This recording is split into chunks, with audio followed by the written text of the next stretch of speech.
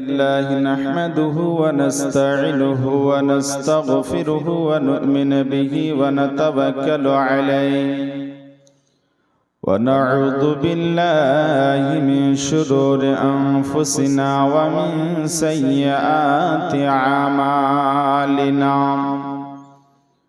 من يهده الله فلا مضل له ومن يضلله فلا هادي له وأشهد أن لا إله إلا الله وحده لا شريك له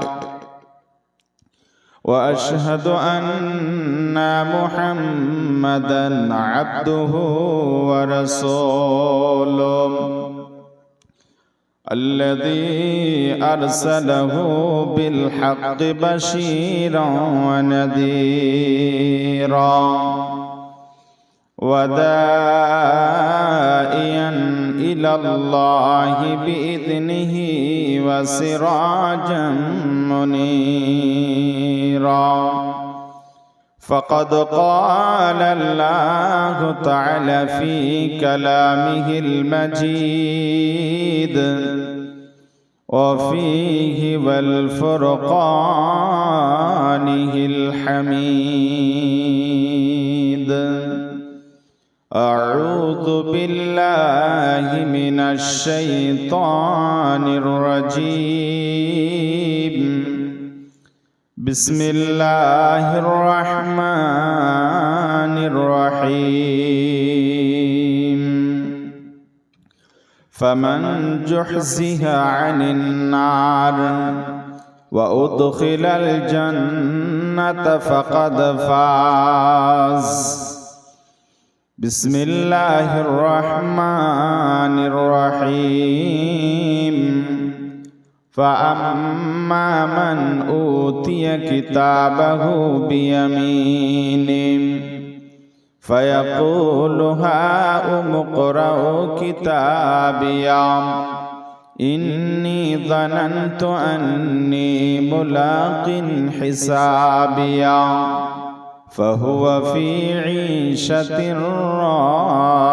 راضية وعن أبي هريرة رضي الله تعالى عنه قال قال رسول الله صلى الله عليه وسلم موضوع صوت في الجنة خير من الدنيا وما فيها القما قال عليه الصلاة والسلام رب اشرح لي صدري ويسر لي أمري واحلل عقدة من لساني يفقه قولي ربي زدني علما ربي زدني علما ربي زدني علما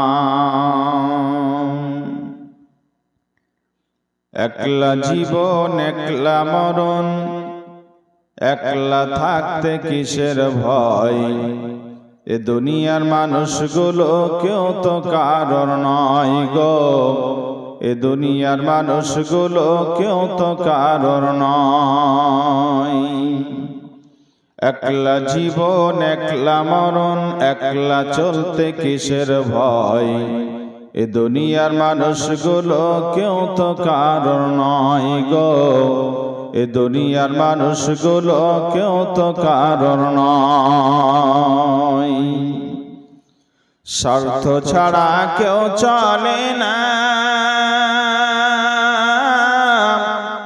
মনের কথা কেউ বোঝে না স্বার্থ ছাড়া কেউ চলে না মনের কথা কেউ বোঝে না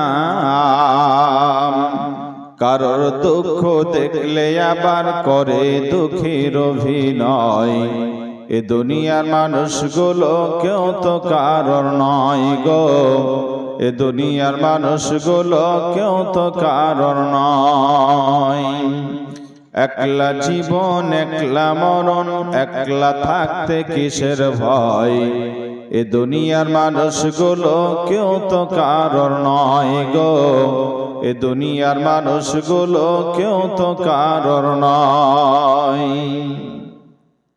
কে বুঝবে তোমার মনের কথা,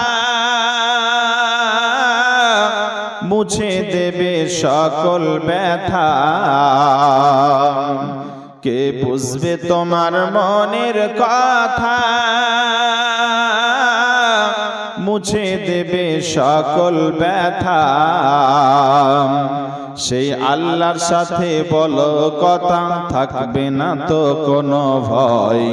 এ দুনিয়ার মানুষগুলো কেউ তো কারোর নয় গো, এ দুনিয়ার মানুষগুলো কেউ তো কারোর নয়। একলা জীবন একলা মরণ, একলা চলতে কিসের ভয়। এ দুনিয়ার মানুষগুলো কেউ তো কারোর নয় গো, এ দুনিয়ার মানুষগুলো কেউ তো কারোর নয়। প্রাণ পাখি তুমি রে, আপন আপন বলিস কারে। মরার পরে রাখবে গরে, ভুলে যাবে দুদিন পর। এ দুনিয়ার মানুষগুলো কেউ তো কারোর নয় গো, এ দুনিয়ার মানুষগুলো কেউ তো কারোর নয়। একলা জীবন একলা মরণ, একলা থাকতে কিসের ভয়। এ দুনিয়ার মানুষগুলো কেউ তো কারোর নয় গো, এ দুনিয়ার মানুষগুলো কেউ তো কারোর নয়। উপস্থিত আজকের এই চলমান সভা সুযোগ্য সম্মানিত আপামর নির্বাচিত সকলের শ্রদ্ধেয় ব্যক্তিত্ব, আজকে চাঁদপুর জামে মসজিদের জলসার সুযোগ্য সভাপতি, মঞ্চোপবিষ্ট ওলামায়ে কেরাম, সামনে বসে থাকা বিভিন্ন গ্রাম থেকে আগত প্রিয় শ্রোতা মণ্ডলী, পর্দা নাসিনা মা এবং বোনেরা, প্রাণ প্রিয় হরিশ্চন্দ্রপুরবাসী, এটা হরিশ্চন্দ্রপুর না, হরিশ্চন্দ্রপুর এলাকাবাসী, সকলের উদ্দেশ্যে আল্লাহ সুবহানাহু ওয়া তাআলার দরবারে এই দোয়া ও দরখাস্ত যে আল্লাহ তাআলা আমাদের সকলকে সুস্থ শরীরে তার ইবাদত সহিভাবে আমরা যেন করে ইহকাল থেকে পারলৌকিক জীবনে পাড়ি দিতে পারি। আল্লাহ আমাদেরকে কবুল করুন, পড়ে আমিন। আল্লাহ রাব্বুল আলামিন আজকে মসজিদ কেন্দ্রিক একটি মাহফিলের ব্যবস্থা গ্রাম কর্তৃপক্ষ করেছিলেন। আমরা যারা এসে এখনো পর্যন্ত গভীর রাত হতে চলল বসে আছি, আমরা নিশ্চিত এটা যে আমরা আল্লাহকে ভালোবাসি, আল্লাহকে রাজি করার জন্য, খুশি করার জন্য, যে আল্লাহ তাআলা আমাদের আজকের এই রাতটা যদি কবুল করেন, নাজাতের ওসিলা যদি বানিয়ে দেন, এই প্রত্যাশায় আমরা সকলে এখানে বসে আছি। কথা ঠিক না ভুল? যদি ঠিক হয় তাহলে আল্লাহকে খুশি করার জন্য আমরা একটা বাক্যের দ্বারাই আমরা প্রশংসা করে মুখরিত করে তুলি। সকলে সমসুরে পাঠ করছি আলহামদুলিল্লাহ। আরো জোরে বলি আলহামদুলিল্লাহ। অতঃপর প্রিয় নবী সাল্লাল্লাহু আলাইহি ওয়াসাল্লামের প্রতি লাখো কোটি সালাম বিবর্ষিত হোক সাল্লাল্লাহু আলাইহি ওয়াসাল্লাম। আজকে আমি আপনাদের সামনে কোরআনুল কারীম থেকে কয়েকটি আয়াত পাঠ করেছি। উক্ত আয়াতকে সামনে রেখে কিছু কথা আপনাদের সামনে, আরো কিছু আয়াত এবং হাদিস নিয়ে এসে আলোচনা করার চেষ্টা করব। ওয়া মা তাওফিক ইল্লা বিল্লাহ আলাইহি তাওয়াক্কালতু আলাইহি উনীব। বক্তব্য শুরু হওয়ার আগে আপনাদের অত্যন্ত মূল্যবান সময় থেকে মাত্র 2 মিনিট সময় চেয়ে নিচ্ছি। কেন? যদি কোনো মানুষ বিশেষ কারণে বাড়িও চলে যান, 2 মিনিট যদি আপনি আমার বক্তব্য প্রেক্ষাপটে আমার ভূমিকাতে 2 মিনিট সময় যদি আপনি ব্যয় করে চলেও যান, তাও সকালে অন্ততপক্ষে কথা বলতে পারবেন যে নদিয়া থেকে মাওলানা মুখতার হোসেন এসেছিলেন, উনি এই বিষয়ের উপরে আলোচনা শুরু করেছিলেন। আমরা বলতে খারাপ লাগে না, খারাপ লাগার কথাও নয়। প্রত্যেকটা জিনিসের একটা সিস্টেম আছে। বক্তব্য লাইনে যারা আছেন, যারা বক্তা, অধিকাংশ বক্তা আগের দিনে দেখতাম আল্লামা দেলোয়ার হোসেন সাইদিকে নকল করতেন। আমি মাওলানা ইবাদুল্লাহ ইসলাহি হাফিজাহুল্লাহ তাআলা, এইরকম আরো কয়েকজন দিনী ভাই, যে কোনো বক্তব্যের ক্ষেত্রে আমরা পরামর্শ নিই। আমার আগে আমার শ্রদ্ধেয় বড় ভাই বক্তব্য রাখছিলেন, আপনাদের সকলের কলিজার টুকরা, শ্রদ্ধা করেন, ভালোবাসেন, যারা বয়স্ক মানুষ তারা স্নেহ করেন, বর্ধমানের বর্ধমানী সাহেব, উনি একটা বক্তা জগতের আইডল। কারণ ওনার বক্তব্য যে তাৎপর্যপূর্ণ বক্তব্য, কোরআনকে বিভিন্ন রকম ভাবে, একটা আয়াতকে, একটা হাদিসকে বিভিন্ন বাস্তবতা দিয়ে যেভাবে বোঝান, উদাহরণ দিয়ে, অনেক বক্তা, আমি সহ আরো কয়েকজন, বিশেষ করে ওনার ছাত্র বলতে পারে। কেন এই আয়াতটা কোন উদাহরণ দিয়ে ফিট হবে, কিভাবে মানুষকে বুঝালে পারে বুঝবে সহজে, এগুলো ওনার কাছ থেকে অনেক সময় ফোন করে জিজ্ঞাসা করে এই বিষয়ে বক্তব্য রাখবো, আয়াতটা ফিট করতে পারছেন, একটু পরামর্শ দেন, পরামর্শ দেন। উনি সুন্দরভাবে বুঝিয়ে বলেন, এই আয়াতটা এভাবে বলবে, মানুষ শুনবে, সেখান থেকে মানুষ সহজে কিছু পাবে। আল্লাহ তাআলার কাছে দোয়া করি আমার ভাইকে হায়াতে তাইয়্যিবা, সেহাতে কুল্লা দান করুন, পড়ে আমিন। ভাইজান, আজকে আমি আপনাদের কাছে বক্তব্যের শুরুতে যে কথাগুলো বলতে চাচ্ছি, সেটা হলো, আমরা যারা এখানে বসে আছি, আমাদের উদ্দেশ্য হলো একটা, আমরা এখানে বসবো, এই সময়টা অপচয় নয়, অন্ততপক্ষে এই সময়টাই শুধু এই নিয়ত নিয়ে বসবো যে আমরা যা শুনবো সেটা আমল করব। যদি আমল করতেও না পারি, তা আল্লাহ তাআলা আমাদেরকে এই সময় যে পাপটা হওয়ার, সে পাপ থেকে আল্লাহ হেফাজত রেখেছেন না রাখেননি? এখানে বসে আছি, পাপ থেকে আমরা দূরে আছি, পাপ থেকে অনেক দূরে। এই জন্য এখানে যারা আমরা বসে আছি, আমার উদ্দেশ্য হলো, আমাদের সকলের উদ্দেশ্য হলো আখিরাতে সফল। কথা ঠিক না ভুল? এই এলাকা হলো চাষি এলাকা, চাষ করেন, বহু মানুষ আছেন যারা চাষি। চাষ করতে গিয়ে দেখবেন নতুনত্ব চাষ। আপনাদের এলাকাতে একটা নতুন চাষ আবিষ্কার হয়েছে, তার নাম হলো মাখনা। মাখনা চাষ বা মাখনা ব্যবসা যারা করছে তারা কোটিপতি। গত কয়েকদিন আগে এসেছিলাম, সম্ভবত ডিসেম্বরের 2 তারিখ হবে। আপনাদের শাহপুর কোন দিকে জানছি না, মানে আমার আবার জায়গা লোকেশন মনে থাকে না, এটা আমার ব্যর্থতা। মনে থাকে উত্তর দিকে, তো শাহপুরে এসেছিলাম। একটা লোককে একজন দেখাচ্ছে, এই লোকটা 7 মাস আগে ছিল একদম নিঃস্ব গরিব, বাড়ি করার পয়সা ছিল না, মোটরসাইকেল, একটা ভাঙা মোটরসাইকেল নিয়ে ঘুরতো। এখন ওই গাড়িটা এই লোকটা চেপে বেড়ায়। ওর বাড়িটা দেখবেন, আমাকে বাড়িটা দেখালো, এত সুন্দর বাড়ি বানিয়েছে। এখন কোটিপতি। কি করে না, মাখনার ব্যবসা করে।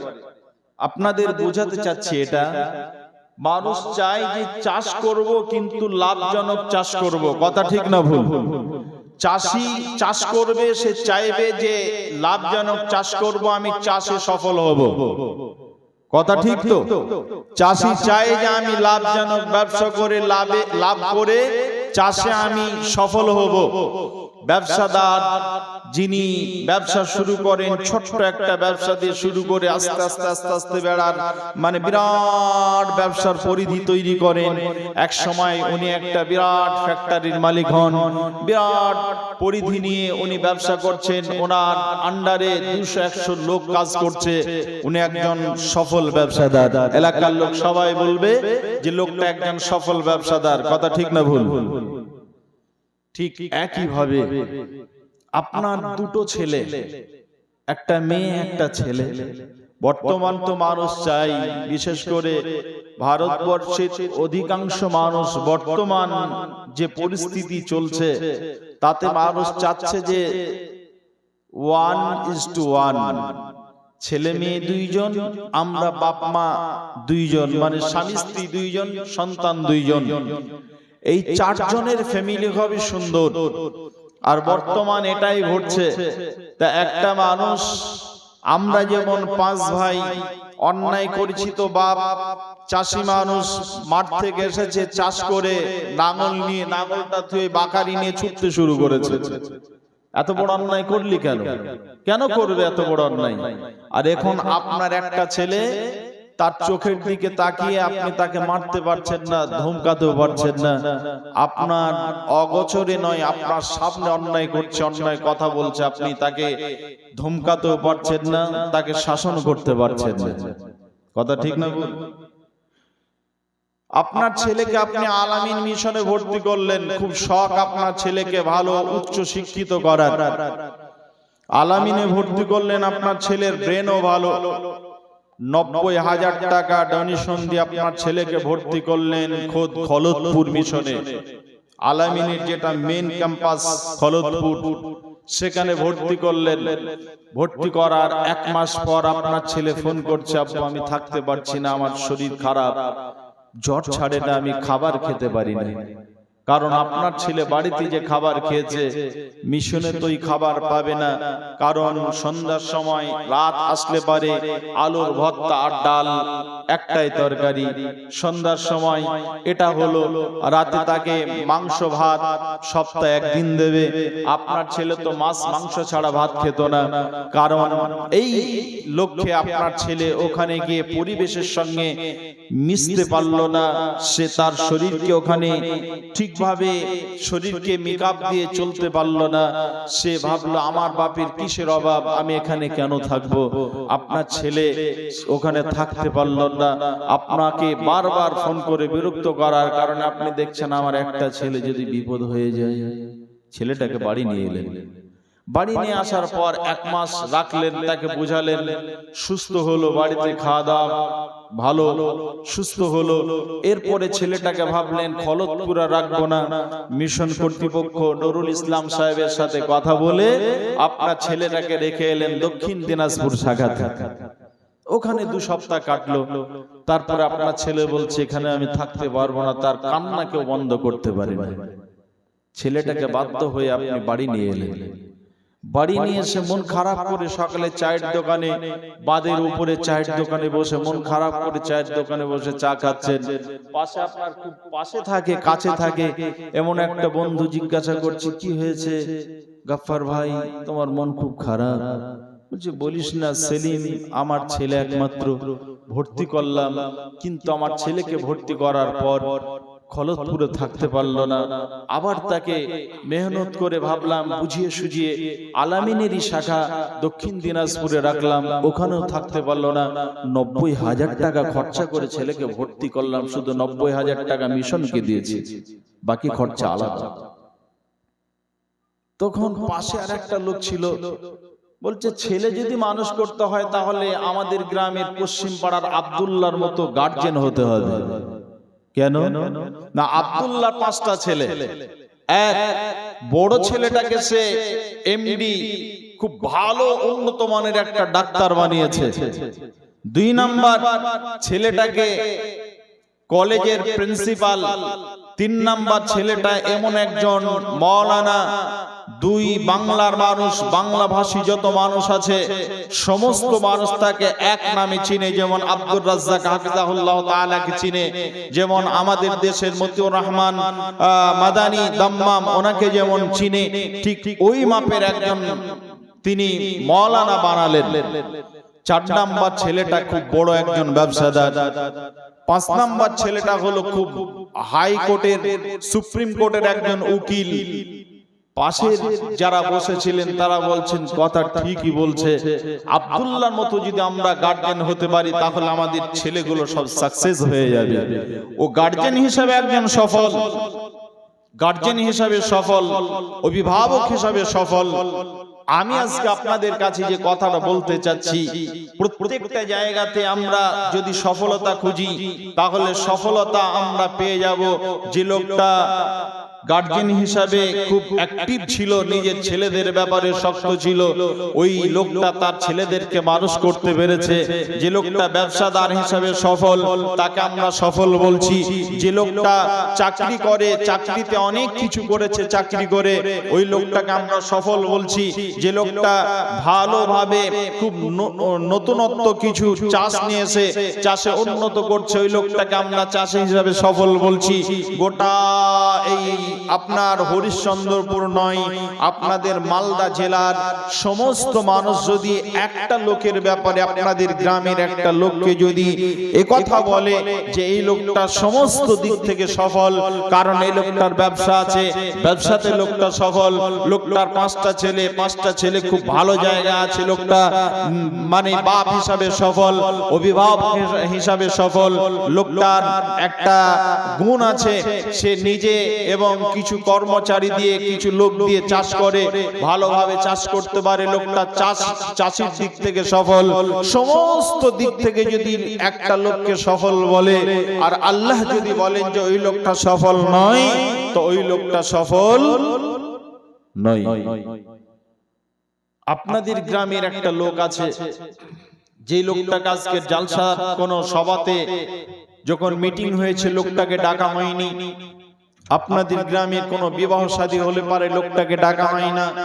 মসজিদ কোন কাজ হবে, গ্রামের কোন সভা হবে, লোকটাকে ডাকা হয় না। এমনকি যেই লোকটার পাশে যে মেয়েটা সদা সর্বদা জীবন কাটাচ্ছে তার নাম হলো তার স্ত্রী, তার অর্ধাঙ্গিনী, তার স্ত্রী বলে যে আমার স্বামী একদম সাদা সিধা খ্যাপা মানুষ। তার বড় ছেলে তার বাপের জন্য বলে আমার বাপ খ্যাপা পাগলা মানুষ, কিছুই বুঝে না, দুনিয়ার বিষয়ে কিছুই জ্ঞান রাখে না। এই লোকটাকে আল্লাহ যদি বলেন যে এই লোকটা আমার নজরে সফল, তার স্ত্রী যদি তাকে সফলতা মানদণ্ডে না নিয়ে আসে, তার বড় ছেলে যদি তাকে বলে যে এই লোকটা সফল নয়, গোটা এলাকার মানুষ যদি তাকে চিনতে না পারে, সফল এটা যদি চিনতে না পারে, আমি আল্লাহ যদি ওই লোকটাকে সফল বলি, তো ওই লোকটাই প্রকৃত সফল। আমার বক্তব্যের বিষয় হবে সফল কে, আসল সফলতা কোথায় আছে। এই কথাটা আজকে আপনাদের কাছে কয়েকটা পয়েন্ট আকারে কয়েকটা কথা বলবো। তার আগে একটা কথা আপনাদেরকে বলে যাই, গত বছর বলেছিলাম কিনা জানি না, আমি নদিয়া থেকে এসেছি আপনাদের কাছে, অনেক দূরের রাস্তা, নদিয়া থেকে পর্যন্ত আসতে অনেক সময় লেগেছে। আমি বাইরে হয়েছে 8টার সময়, আপনাদের এখানে এসে পৌঁছেছি 7টার সময়। এতটা লং রাস্তা আপনাদের কাছে এসে উপস্থিত হয়েছি।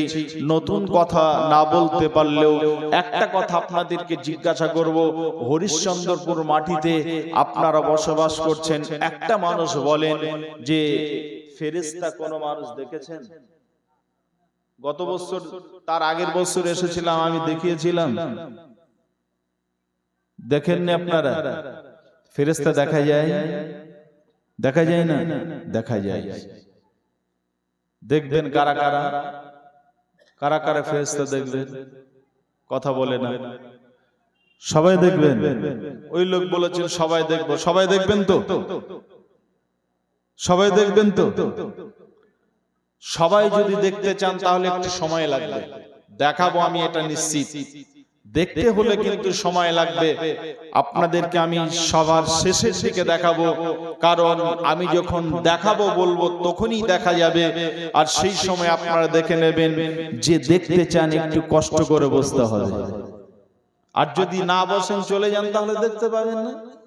কিন্তু এটা কোরআন, এর নাম কি? কোরআন। কোরআন হাতে নিয়ে আমি কথা দিচ্ছি আপনাদেরকে, ফেরেশতা দেখাবো, তারপরে আমি মাইক ছেড়ে এখান থেকে যাব। যারা দেখবেন তারা থাকবেন, যারা দেখবেন না তারা চলে যাবে, বসে যায়। সাপের খেলা দেখেছেন? ভেবে নিন এটা সাপের খেলা দেখাচ্ছি, তবে দেখাবো ইনশাআল্লাহ। কোরআন থেকে দেখাবো, হাদিস থেকে দেখাবো। এবারে বসুন, আমি আপনাদের কাছে সফলতার কথা বলবো। আসল সফল কে? আপনাদের গ্রামে অনেক মানুষ হজ করতে গেছে না? এখানে কেউ গেছেন? আপনি গেছেন? জাননি। অনেক মানুষ হজ করতে গেছেন, এলাকার বহু মানুষ হজ করতে যান, অনেক মানুষ হজ করে এসেছেন, অনেক মানুষ উমরা করে এসেছেন। যারা হজ বা উমরা করে এসেছেন তারা হজ করতে গেলে পারে বর্তমান সময়ে প্রায় 5.5 লক্ষ টাকা লাগবে। একজন মানুষ প্রায় 5.5 লক্ষ টাকা লাগবে একজন মানুষ যদি বর্তমানে হজ করতে যান। কারণ গত বছরে আমার আব্বা গিয়েছিলেন, আমি জানি কত খরচা হয়। আমি এই মর্মে আপনাদের বলছি, আল্লাহ বলছেন আমার ঘর বাইতুল্লাহ কাবা, এই কাবাতে একটা জায়গা আছে, একটা 4টা দেওয়াল আছে, কাবাতে 4টা দেওয়াল আছে, কালো একটা কাপড় দিয়ে ওটা লটকানো আছে। ওই কালো কাপড়ের উপরে সোনালী অক্ষরে লেখা আছে কোথায়? আল্লাহ বলছেন হরিশ্চন্দ্রপুরের মাটি থেকে তুমি এলে আর তুমি সফলতা খুঁজে পাবে না, সফলতার চাবিটা আমার কাছ থেকে নিয়ে যাবে না, তাহলে তোমার 5.5 লক্ষ টাকাই তো ব্যর্থ। এইজন্য আল্লাহ বলছেন যদিও আমার ঘরে আসতে পেরেছো, অন্ততপক্ষে কিছু না পারলেও আমার কাছ থেকে সফলতার চাবিটা নিয়ে যাও। কি সেটা? আল্লাহ সফলতার চাবি দিচ্ছেন। চাবিটা কোথায় আছে?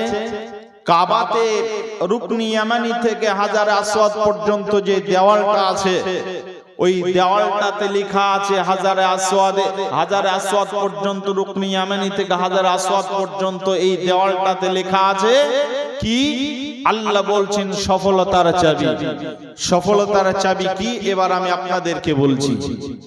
একটা মানুষ দুনিয়াতে সফল হলো, একটা মানুষ দুনিয়ার জীবনে সফল হলো, কিন্তু আখেরাতে লোকটা জিরো।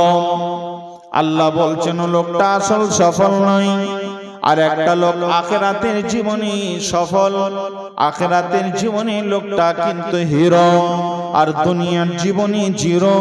আল্লাহ বলছেন এটাও কিন্তু আসল সফল নয়। তাহলে আসল সফলতা কোনটা?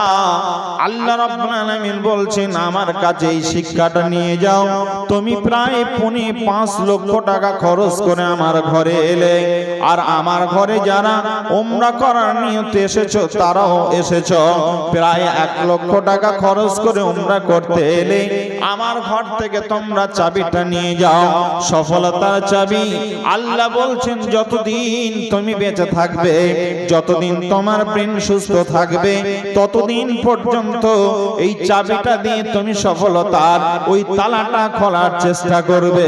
যদি তুমি এই চাবিটা ব্যবহার করতে পারো, দুনিয়ার জিন্দেগি যদি তুমি ব্যবহার করতে পারো, তাহলে দুনিয়াতেও সফল হয়ে যাবে আর আখিরাতেও তুমি সফল হয়ে যাবে। আমার আল্লাহ বলেন ওই আয়াতটা হলো, ওই চাবিটার নাম হলো আয়াত। ওই আয়াতটা কি?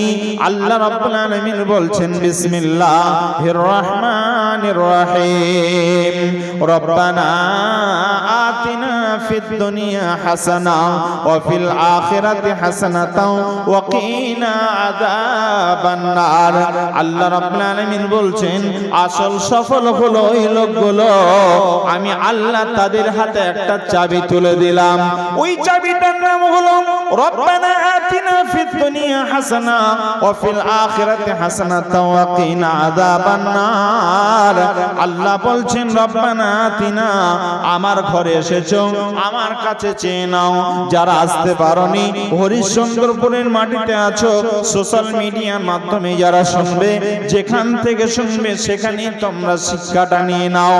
আল্লাহ বলছেন আল্লাহর কাছে তোমরা চেয়ে নাও, রব্বানা আতিনা, আমরা আল্লাহকে বলছি হে আল্লাহ তুমি আমাদেরকে দাও, রব্বানা আতিনা ফিদ দুনিয়া, দুনিয়াতে দাও।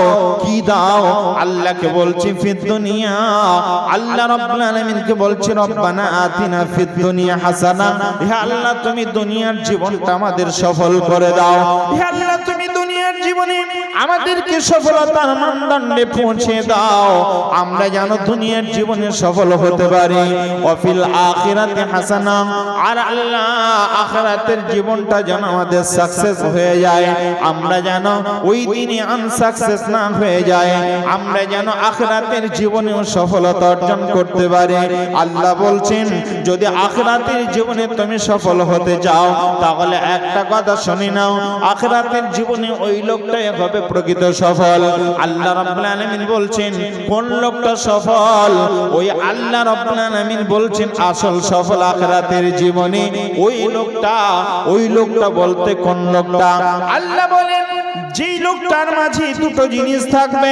এক নাম্বার জিনিস হলো ফামান জুহজিহা আনিন নার, যেই লোকটা জাহান্নাম থেকে নিজেকে মুক্ত করতে পারবে। ওয়া উদখিলাল জান্নাহ, ফামান জুহজিহা আনিন নার, যে লোকটা নিজেকে জাহান্নাম থেকে মুক্ত করে নেবে। আর ওয়া উদখিলাল জান্নাতা ফাকাদ ফাজ, আর যেই লোকটা জাহান্নাম থেকে মুক্ত করে নিজেকে জান্নাতে প্রবেশ করাতে পারবে, ফাকাদ ফাজ, ওই লোকটাই হবে আসল সফল। ওই লোকটাই হলো আসল সফল। তাহলে দুনিয়ার জীবনে সফল, আখিরাতের জীবনে সফল। দুনিয়ার জীবনে সফল হলো ওই লোকটা, যেই লোকটার ব্যাপারে এবার আল্লাহ অন্য আয়াত ফিট করছেন, অন্য আয়াত দিচ্ছেন। কি? আমি দুনিয়াতে রয়েছি, দুনিয়াতে আমি একজন মানুষ, দুনিয়ার জীবনে আমি একজন মানুষ, আমি একজন মানুষ হিসেবে দুনিয়ায় রয়েছি।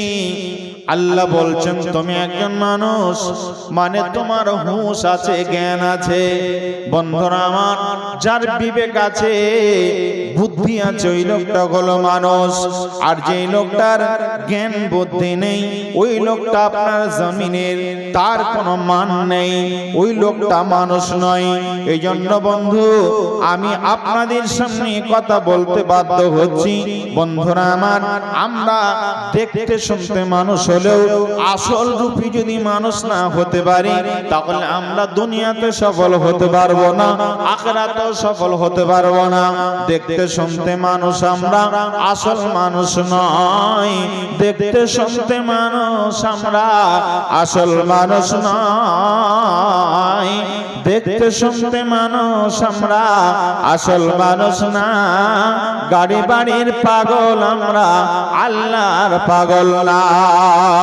এই দুনিয়ায় সবাই পর, এই দুনিয়ায় সবাই পর, আসল তো কেউ নয়। এই দুনিয়ায় সবাই পর, কেউ তো আপন না। সাথে যাইবে আমল নামা, ভুইলা যায় না রে বন্ধু, ভুইলা যায় না। দেখতে শুনতে মানুষ আমরা, দেখতে শুনতে মানুষ আমরা, আসল মানুষ না। গাড়ি বাড়ির পাগল আমরা, আল্লাহর পাগল না, আল্লাহর পাগল না। বন্ধুরা আমার, আমরা যদি আল্লাহর পাগল না হতে পারি, দেখতে শুনতে মানুষ হলেও কিন্তু আসল মানুষ হতে পারবো না। দুনিয়াতে আমরা সফলতা অর্জন করতে পারবো না। যে লোকটা দুনিয়া ছেড়ে আপনার আখিরাতের জগতে চলে যাবে, আল্লাহর নবী বলছেন যে লোকটা দুনিয়া ছেড়ে আখিরাতের জগতে যাইবে। আর আখিরাতের জগতে যাওয়ার সময় একটা জায়গাকে তাকে ক্রস করতে হবে। আমি রয়েছি ইন্ডিয়াতে, যদি আমি বাংলাদেশ যেতে চাই তাহলে আমাকে একটা জায়গা ক্রস করতে হবে। ওই জায়গাটার নাম হলো 0 পয়েন্ট। 0 পয়েন্ট ক্রস করে আমি ইন্ডিয়া ছেড়ে বাংলাদেশ ঢুকতে পারবো। আবার বাংলাদেশ থেকে যদি ইন্ডিয়াতে আসতে চাই, তবু আমাকে একটা জায়গা ক্রস করতে হবে, তার নাম হলো 0 পয়েন্ট। 0 পয়েন্ট যদি কোনো মানুষ ক্রস করতে না পারে, অতিক্রম না করতে পারে, এদিক থেকে ওপারে যেতে পারবে না, আবার ওপার থেকে এপারেও আসতে পারবে না, এদেশ থেকে ওদেশে যেতে পারবে না, আবার ওদেশ থেকে এদেশেও আসতে পারবে না। আমার রব বলছেন ঠিক একইভাবে যদি কোনো মানুষ আখিরাতের জগতে যেতে চায়, আখিরাতের জগতে যদি কোনো মানুষ যেতে চায়, তাহলে তাকে একটা জায়গা ক্রস করতে হবে, ওই জায়গাটার নামই হলো কোন মানুষ যদি মৃত্যুবরণ না করে, ইন্তেকাল না করে, মুন্তাকিল না হয়, তাহলে ওই লোকটা আপনার ইহকাল থেকে পারলৌকিক জীবনে যেতে পারবে না। কথা বলেন, যেতে পারবে না। ইহকাল থেকে পারলৌকিক জীবনে যেতে হলে পারে কি করতে হবে? মৃত্যুবরণ করতে হবে। মরিনি মানে দুনিয়াতে আছি, মরবো তো দুনিয়া ছেড়ে চলে যাব। কথা বলছেন কি বলছেন না? এবার নবীজি বলছেন ওই লোকটা মৃত্যুর সময় তার কাছে ভয়ঙ্কর একটা দৃশ্য আসবে। আপনার আপনজন প্রিয় মানুষ যারা মারা গেছে, হতে পারে ওটা আপনার স্ত্রী, হতে পারে ওটা আপনার মা, হতে পারে ওটা আপনার বোন। যে লোকটা মারা গেছে ওটা আপনার যদি মা আগে যায়, আগে যদি আপনার আব্বু মারা যায়, তাহলে নবীজি বলছেন মৃত্যুর সময় আপনার মায়ের রূপ ধরে আপনার সামনে আসবে। আর আপনার সামনে যখন আপনার মায়ের রূপ ধরে আসবে, মা এসে বলবে, বেটা দুনিয়াতে যখন বিপদে পড়তে আমি তোমার বিপদের সময় ছুটে এসে তোমাকে উদ্ধার করেছি, সহযোগিতা করেছি, আজকেও তুমি বড় বিপদের মধ্যে আছো রে বেটা। আজকের যে বিপদ এটা হলো ও জাআত সাকরাতুল মউত, এখন তোমার কাছে মউত নামক জায়গাটা তুমি পৌঁছে গেছো, এখনই তোমার মৃত্যু হবে। তোমার মাথার কাছে আজরাইল বসে আছে, তোমার মাথার কাছে মালাকুল মউত এসে বসে আছে, আর তোমার জানটা এখন কবজ করে নেওয়া হবে। তোমাকে বলা হবে ইরজিই ইলা রাব্বিকি রাদিয়াতাম মারদিয়া ফাদখুলি ফি ইবাদি ওয়াদখুলি জান্নাহ। হে প্রশান্ত আত্মা, তুমি আল্লাহর হুকুমে বাইর হয়ে যাও, যে আল্লাহকে রাজি করার জন্য, যে আল্লাহকে খুশি করার জন্য। দুনিয়াতে তুমি ভালো আমল করেছিলে, ভালো ভালো আমলগুলো করেছিলে আল্লাহকে খুশি করার জন্য। তোমার ওই ইবাদতগুলো আমার রব বলছেন ভালো ইবাদত করার কারণে তুমি ইবাদতকারীদের অন্তর্ভুক্ত হয়ে গেছিলে। আল্লাহ তোমাকে ইবাদতকারীদের অন্তর্ভুক্ত বানিয়েছেন। ফাদখুলি ফি ইবাদি, আল্লাহকে রাজি করতে পেরেছো তোমার ইবাদতের মাধ্যমে। আল্লাহ রাব্বুল আলামিন খুশি হয়ে গেছেন তোমার ইবাদতে। আল্লাহ তোমার কাছে আমাকে পাঠিয়েছেন, আল্লাহ তোমাকে এখান থেকে নিয়ে যাওয়ার জন্য আমাকে পাঠিয়েছেন। ফাদখুলি ফি ইবাদি ওয়াদখুলি জান্নাহ, এখান থেকে আমি তোমাকে বাহির করে নিয়ে গিয়ে জান্নাতে পৌঁছে দেব। এই ডিউটিটা আমার রব আমাকে দিয়েছেন। অতএব বন্ধুরে, তোমার এই জায়গাতে আর থাকা যাবে না। মালাকুল মউত বলে তোমাকে এই জায়গায় আর থাকতে হবে না, আল্লাহর হুকুমে তুমি বাইর হয়ে এসো। তোমার শরীর থেকে রে প্রশান্ত তুমি বাইর হয়ে এসো। যেমনি এই কথাটা বলে দেবে আর আত্মা বাইর হয়ে আসবে, তার আগের মুহূর্তে মালাকুল মউত যখন এই কথাটা বলবে ইরজিই ইলা রাব্বিকি রাদিয়াতাম মারদিয়া, এই কথাটা যেমনি বলবে মালাকুল মউত আর তার রূপ ধারণ, তার মায়ের রূপ ধারণ করে মা এসে তার সামনে বলবে, বেটারে আমি তোমার মা, তোমার জন্য আমি এমন কিছু করতে পারিনি, তবে একটা কথা বলে দিচ্ছি শোনো, আমি আগে চলে গেছি, আমি খুব সুখের জায়গায় রয়েছি, আর তোমাকে আজকে ওই সুখের খবরটা দেওয়ার জন্য এসেছি। একটা কথা শুনে নাও, আমি যেহেতু আগে চলে গেছি ওই জায়গাতে, আমি যেহেতু ওখানকার খবরটা জানি, তুমি কোনোদিন যাওনি, এই জন্য ওখানকার পরিবেশ সম্পর্কে তোমার জ্ঞান নেই। নেই। আমি গত বছর আপনাদের তার আগের বছরে এই মাঠে এসেছিলাম, এই মাহফিলটা এই জায়গাতে হয়েছিল, শেষে আমি বক্তব্য রেখেছিলাম আমি চাঁদপুরের মাটিটা চিনি, চাঁদপুরটা আমার মুখস্থ আছে, এই জন্য আমার চাঁদপুরের পরিবেশ জানা আছে, রাস্তাঘাট জানা আছে, কোন জায়গায় বাথরুম পায়খানা আছে সব কিছু আমার জানা আছে, কোথায় থাকতে দেবে বক্তাদের এটা আমার জানা আছে, এখানকার পরিবেশ সম্পর্কে আমার জানা আছে। কেন জানা আছে? আমি আগে এসেছিলাম এই জন্য জানা আছে। অনুরূপ ভাবে মা তার সন্তানকে বলবে আমি আগে চলে গেছি, ওখানকার পরিবেশ আমার মুখস্থ আছে, ওই লোকগুলো শান্তিতে আছে, সুস্থিতে আছে, খুব সুখের জায়গা পেয়ে গেছে। যে মানুষগুলো আমার কথা মতো আমি যেটা তোমাকে বলছি, তুমি যদি ওই সুখের জায়গাটা পেতে চাও, যদি যেতে চাও, ওই সুখের জায়গায় যদি তুমি থাকতে চাও, তাহলে আমার কথাগুলো তুমি কান খুলে একটু শুনে নাও। মা বলবে বেটা দুনিয়াতে বিপদে পড়লে পারে মা হয়ে আমি তোমার আগে ছুটে গেছি বিপদ থেকে উদ্ধার করার জন্য। আজকেও তুমি বড় বিপদে আছো রে বেটা, আজকে আমি তোমাকে বলছি যে কথাটা তুমি ভালো করে শুনে নাও, আমার কথাটা তুমি কান খুলে শুনে নাও। আজকে যেই লোকগুলো তোমার পাশে বসে আছে, তোমার মাথার পাশে চতুর্দিকে যারা বসে আছে, তারা বলছে লা ইলাহা ইল্লাল্লাহ, কালেমা তালকিন দিচ্ছে, কালেমা পড়ার প্রয়োজন নেই, একবার বলে দাও আমার কাছে এই কথাগুলো তোমরা বলবে না, এগুলো আমার ভালো লাগে না, এগুলো আমি শুনতে চাই না, আমি এগুলো বলবো না, আমি একবার তুমি অস্বীকার করে দাও, সুখের ঠিকানা তুমি পেয়ে যাবে। আপনার মা যে আপনার কাছে রূপ ধারণ করে এসেছে আপনার মায়ের, ওটা আসলে আপনার মা নয়।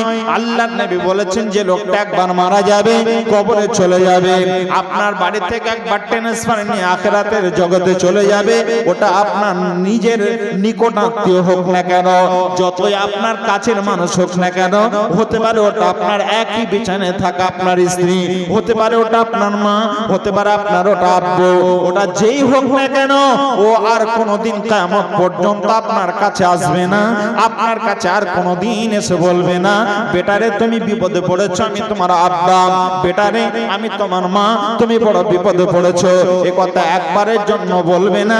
অতএব ওই যে মায়ের রূপ ধারণ করে এসেছে ওটা আপনার আসলে মা নয়, ওটা নবীজি বলছেন ওটা হলো ইন্না শাইতানা লিল ইনসানি আদুউম মুবিন, ও হলো প্রকাশ্য মানুষের শত্রু শয়তান, আপনাকে মৃত্যুর সময়ে ধোঁকা দিচ্ছে, যাতে করে যে মানুষটা ধোঁকার ট্যাবলেটটা একবার খেয়ে নেবে ওই মানুষটার পশ্চিমকালেও জান্নাতে পৌঁছাতে পারবে না, পারবে না, পারবে না।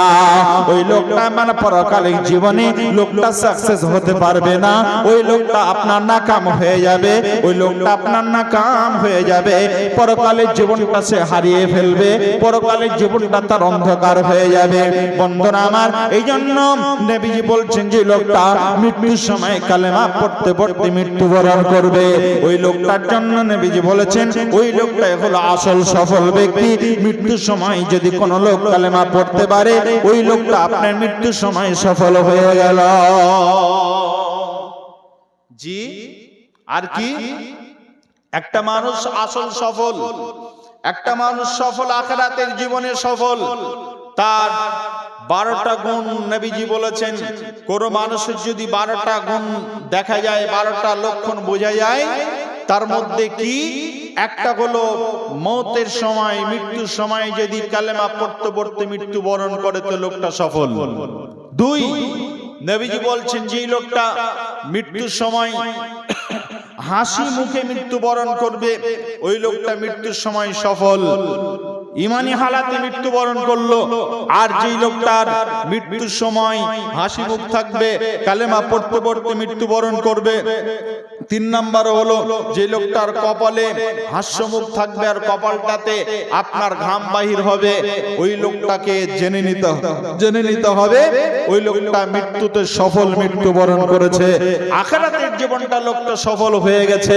আমি আপনাদেরকে বোঝাতে চাচ্ছি যেটা আসল সফল কে, ওই আসল সফল ব্যক্তিগুলোর কথা আমি আপনাদের সামনে একটা একটা করে বলছিলাম।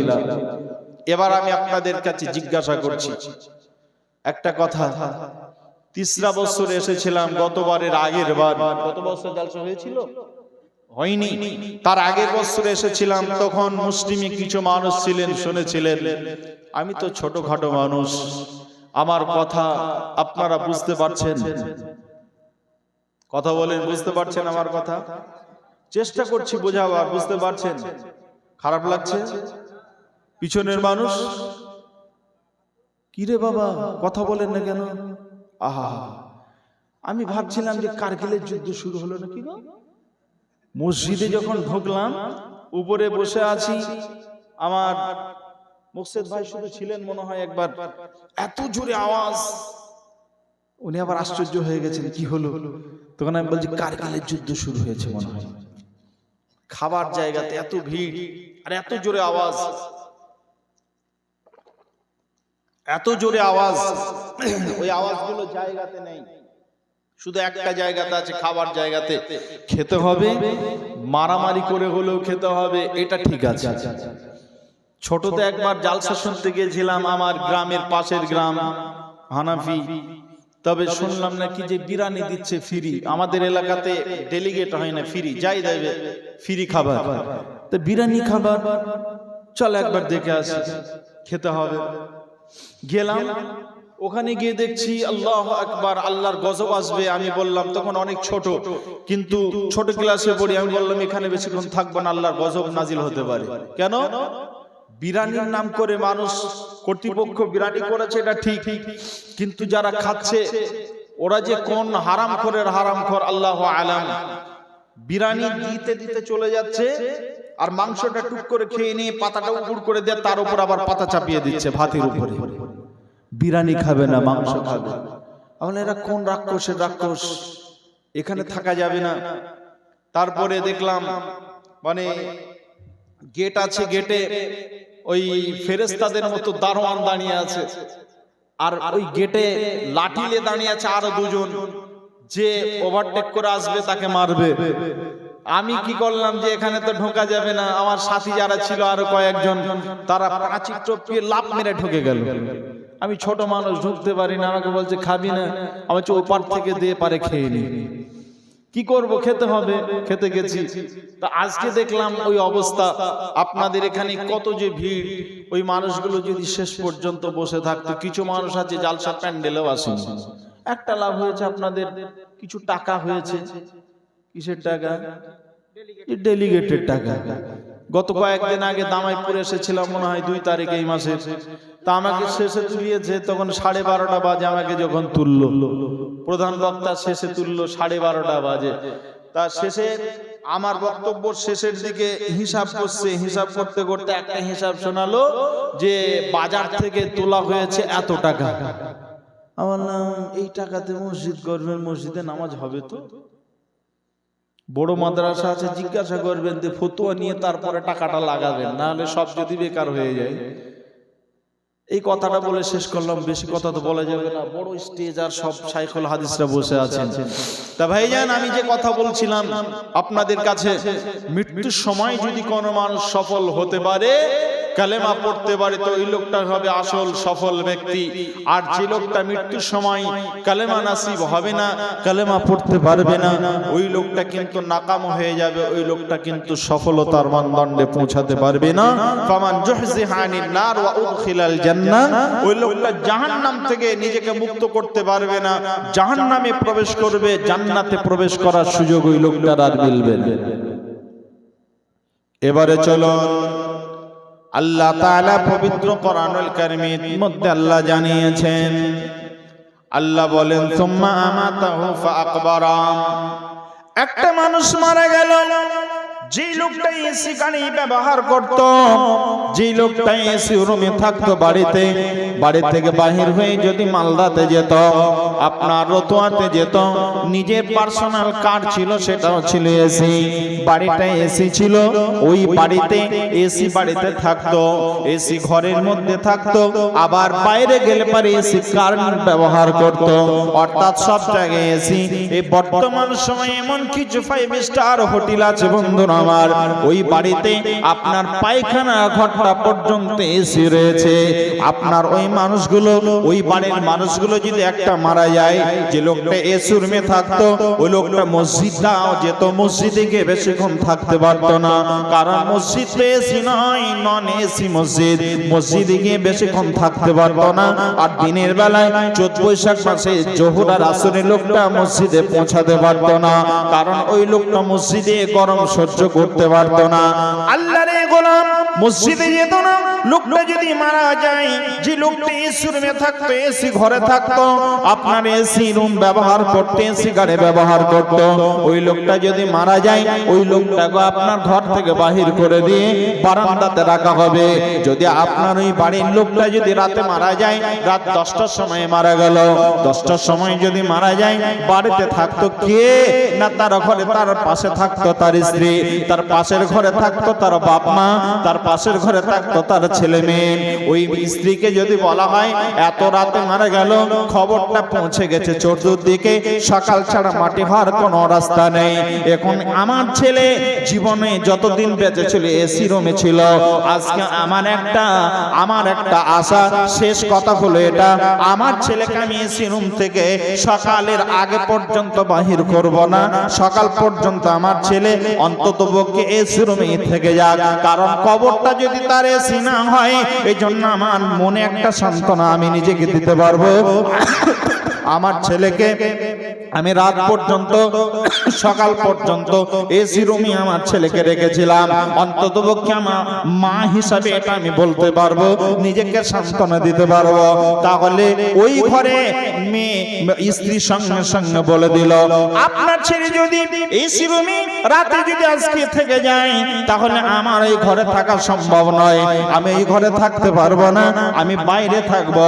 আপনি যাকে নিয়ে গলা ধরে শুয়ে থাকতেন, যে স্ত্রীকে নিয়ে আপনি জীবন কাটালেন, যে স্ত্রী স্বামী ছাড়া একটা রাত কাটায়নি, ওই স্ত্রী তার স্বামীকে এ কথা বলে দিচ্ছে, তার স্বামীর বাপ মাকে কথা বলে দিচ্ছে, শ্বশুর শাশুড়িকে, বাড়ির পরিবারস্থ লোকদেরকে কথা বলছে যে আমার রুমে আমি আর থাকতে পারবো না, আমার স্বামী যদি এই ঘরে থাকে, আমি এই ঘরে রাত কাটাতে পারবো না, আমার পাশে ঘুম হবে না। বন্ধুরা আমার বলছেন শোনো, একটা মানুষ মারা যাবে, তাকে ওই এসি রুমে আর রাখা হবে না, এসি গাড়িতে তাকে আর চাপানো হবে না, তাকে একটা খাটুলিতে করে তাকে নন এসি ঘরের মধ্যে রেখে আসা হবে। ওই ঘরটার নামই হবে কবর। যদি লোকটার আমল ভালো থাকে, তাহলে ঘরটা এসি হবে, আর যদি ওই লোকটার আমল ভালো না থাকে, তাহলে তার ঘরটা কবর ঘরটা এসি হতে পারে না, পারে না, পারে না। কিছু মানুষ আছে দেখবেন, গ্রাম বাংলাতে কিছু মানুষ আছে, লোকগুলোকে বলা হয়, আমাদের নদিয়ার ভাষায় তাদেরকে ক্যাট পাকা বলা হয়, আপনাদের কি বলে জানি না, মানে অতি পাকা, বুঝেন কিনা, অতি পাকা। তা আমাদের ওই দিককার একটা গাইয়া ভাষাতে বলে ক্যাট পাকা। তা ওই পাকা মানে অতিরিক্ত বেশি বুঝে, যেটা যতদূর বুঝার তার চাইতে ওভার বুঝে। ওই লোকগুলোর মধ্যে কিছু লোক আছে দেখবেন, যদি বলা হয় চল আজকে চাঁদপুরে জালসা হচ্ছে, লোকটা যদি পাশের গ্রামে হয়, যা তুই যা, আমার ভালো লাগে না মৌলবীদের কথা। কেন? মৌলবীদের শুধু দুটো কথা, একটা জাহান্নাম আর একটা কবর, ও আমার মুখস্থ আছে, ওদের কথা ভালো লাগে না। তখন বন্ধু বলছে, বন্ধুরে কবরের কথা শুনবি না, জাহান্নামের কথা শুনবি না, দিলটা নরম হবে না, পাথরের মতো শক্ত হয়ে যাবে। কবরে কি জবাব দিবি? একটু হলেও পারে ভয় হবে। তখন এই বন্ধু বলছি, কবরের প্রশ্নগুলো আমার মুখস্থ আছে, আলেমদের মুখ থেকে শুনেছি কবরে তিনটা প্রশ্ন হবে। একটা হবে মান রব্বুকা, তোমার রবকে, মা দিনুকা, তোমার দিন কি, মান নবিয়ুকা, তোমার নবীকে। তিনটা প্রশ্ন হবে, এই তিনটা প্রশ্ন আমি মুখস্থ করে নেব আর সুন্দর করে এর জবাব দিয়ে দেব। রব হলেন আল্লাহ, নবী হলেন নবী মুহাম্মদ সাল্লাল্লাহু আলাইহি ওয়াসাল্লাম, আর দিন হলো দিন ইসলাম।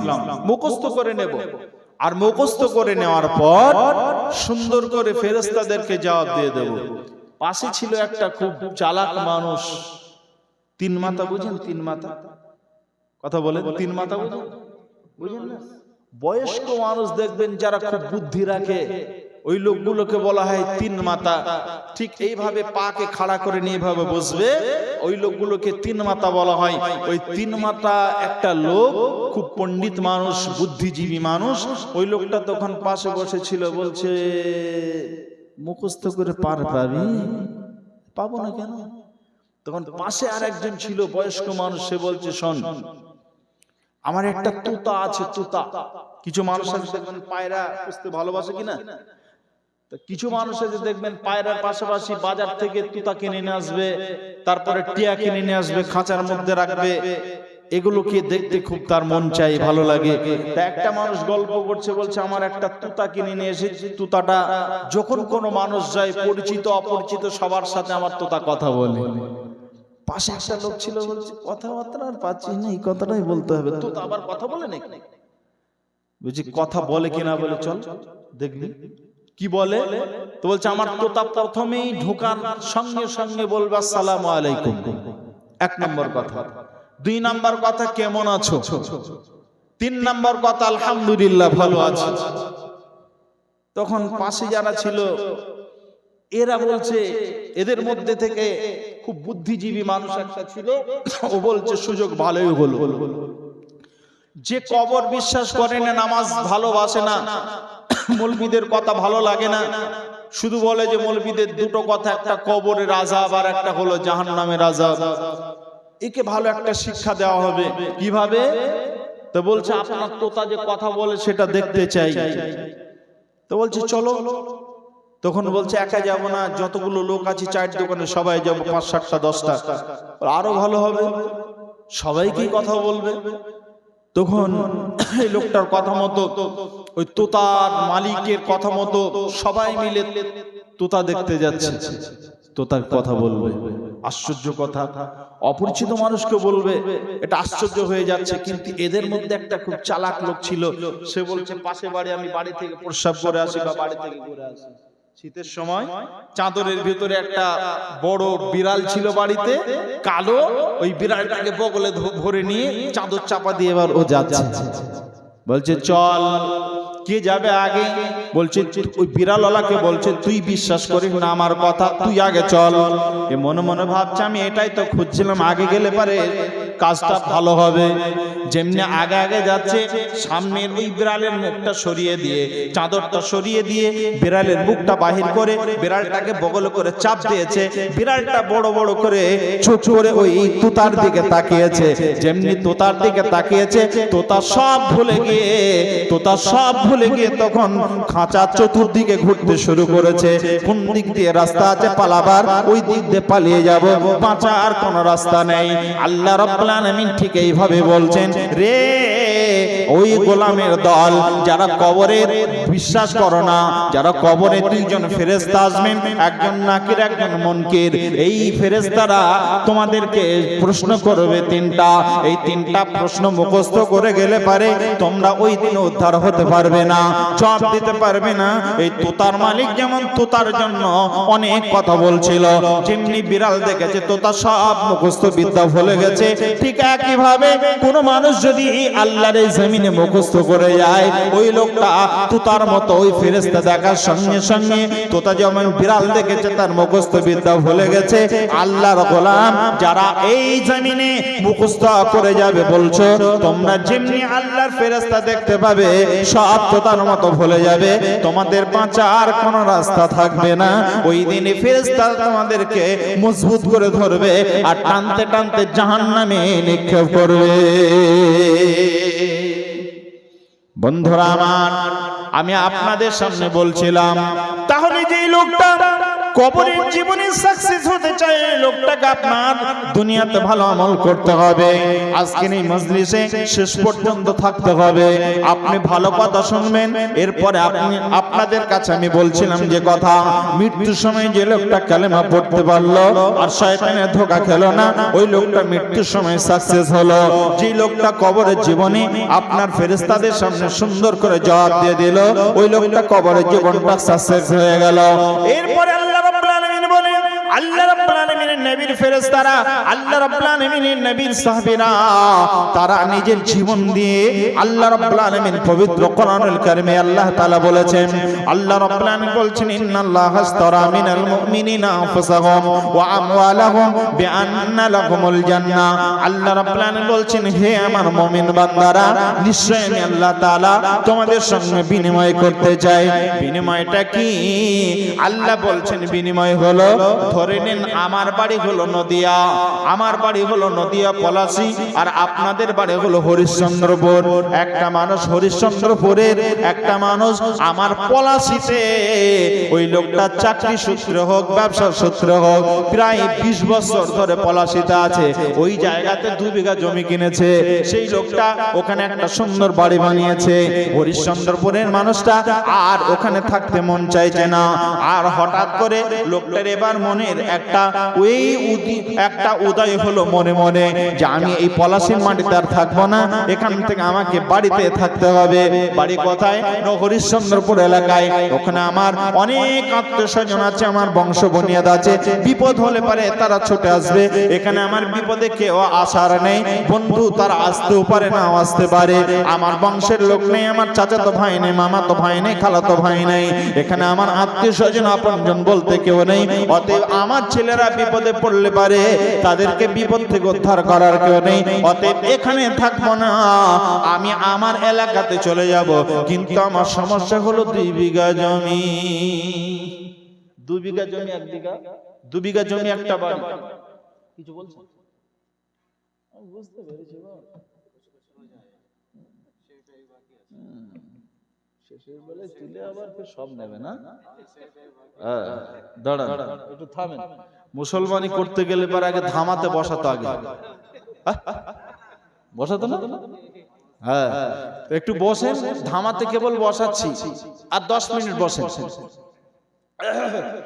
আমি আপনাদের কাছে কি বলছিলাম মনে আছে? ফেরেশতা তো শেষে, যারা চলে যাচ্ছে রে কি বস্তানো বস্তা বেরে, আল্লাহ করলাম কি করলাম, নদিয়া থেকে মলপি নিয়ে এলাম, জীবনে যা শুনিনি তাই দেখা বেরে, আর বাড়ি চলে গেলাম।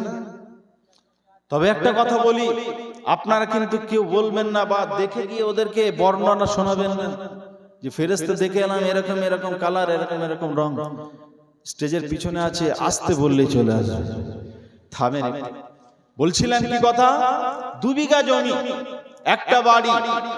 আমার এখানে আমি ব্যবসার সূত্রে বা এখানে চাকরির সূত্রে এখানে আছি, আমার ঠিক একই কন্ডিশন। এবার আমি বলছি এখানে আর থাকবো না, আমি নদিয়ায় চলে যাব। আর এখানকার মানুষ নদিয়াতে যিনি আছেন উনি বলছেন আমিও চলে আসব, কিন্তু আমার সাথে আগে থেকেই পরিচয় আছে। আমি বললাম ভাই এক কাজ করেন, আমারও থাকতে মন চাই না আর আপনারও থাকতে মন চাই না, তাহলে এক কাজ করেন, আমার এই 2 বিঘা জমি আর বাড়িটা আপনি নিয়ে নেন, আর এখানকার জায়গা আর বাড়ি আপনি আমাকে দিয়ে দেন। এটাকে বলা হয় বিনিময় করা। আমি নিয়ে নিলাম তার জায়গা জমি বাড়ি ঘর, আর সে নিয়ে নিল আমার জায়গা আর জমি বাড়ি ঘর, সে নিয়ে নিল আমারটা, আমি তারটা নিয়ে নিলাম। এটাকে বলা হয় বিনিময় করা। আল্লাহ বলছেন শোনো, ইন্নাল্লাহা আশতারা মিনাল মুমিনিনা আনফুসাহুম, রে আল্লাহর গোলাম আমি তোমাদের সঙ্গে বিনিময় করতে চাই। বিনিময়টা কি? বিনিময়টা হলো আল্লাহ বলছেন ইন্নাল্লাহা আশতারা মিনাল মুমিনিনা আনফুসাহুম, আমি আল্লাহ তোমাদের কাছ থেকে বিনিময় করতে চাই।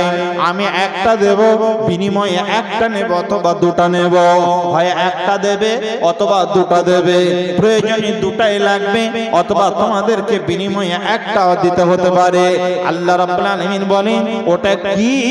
ওর নাম হলো, আল্লাহ রাব্বুল আলামিন বলছেন ওর নাম হলো ত্যাগ।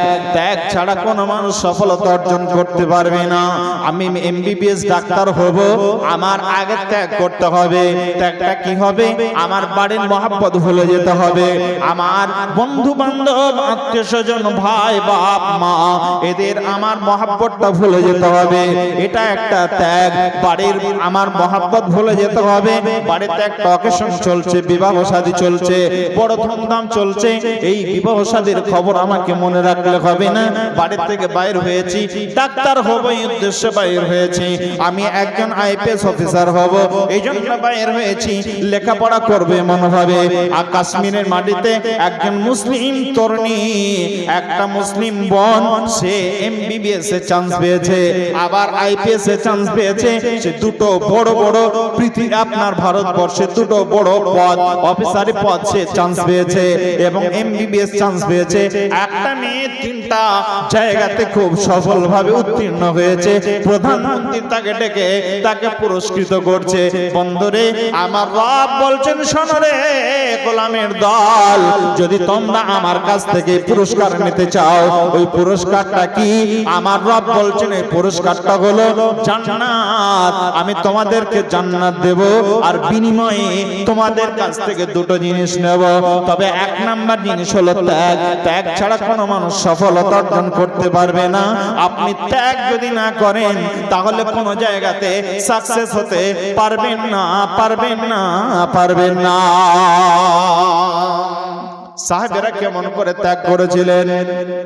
চলে যেন না বাপজি, ও ভাই চলে যেন না, 5টা মিনিট বসেন, 5টা মিনিট বসেন, শেষে কিছু পাবেন এটা আশা রাখছি।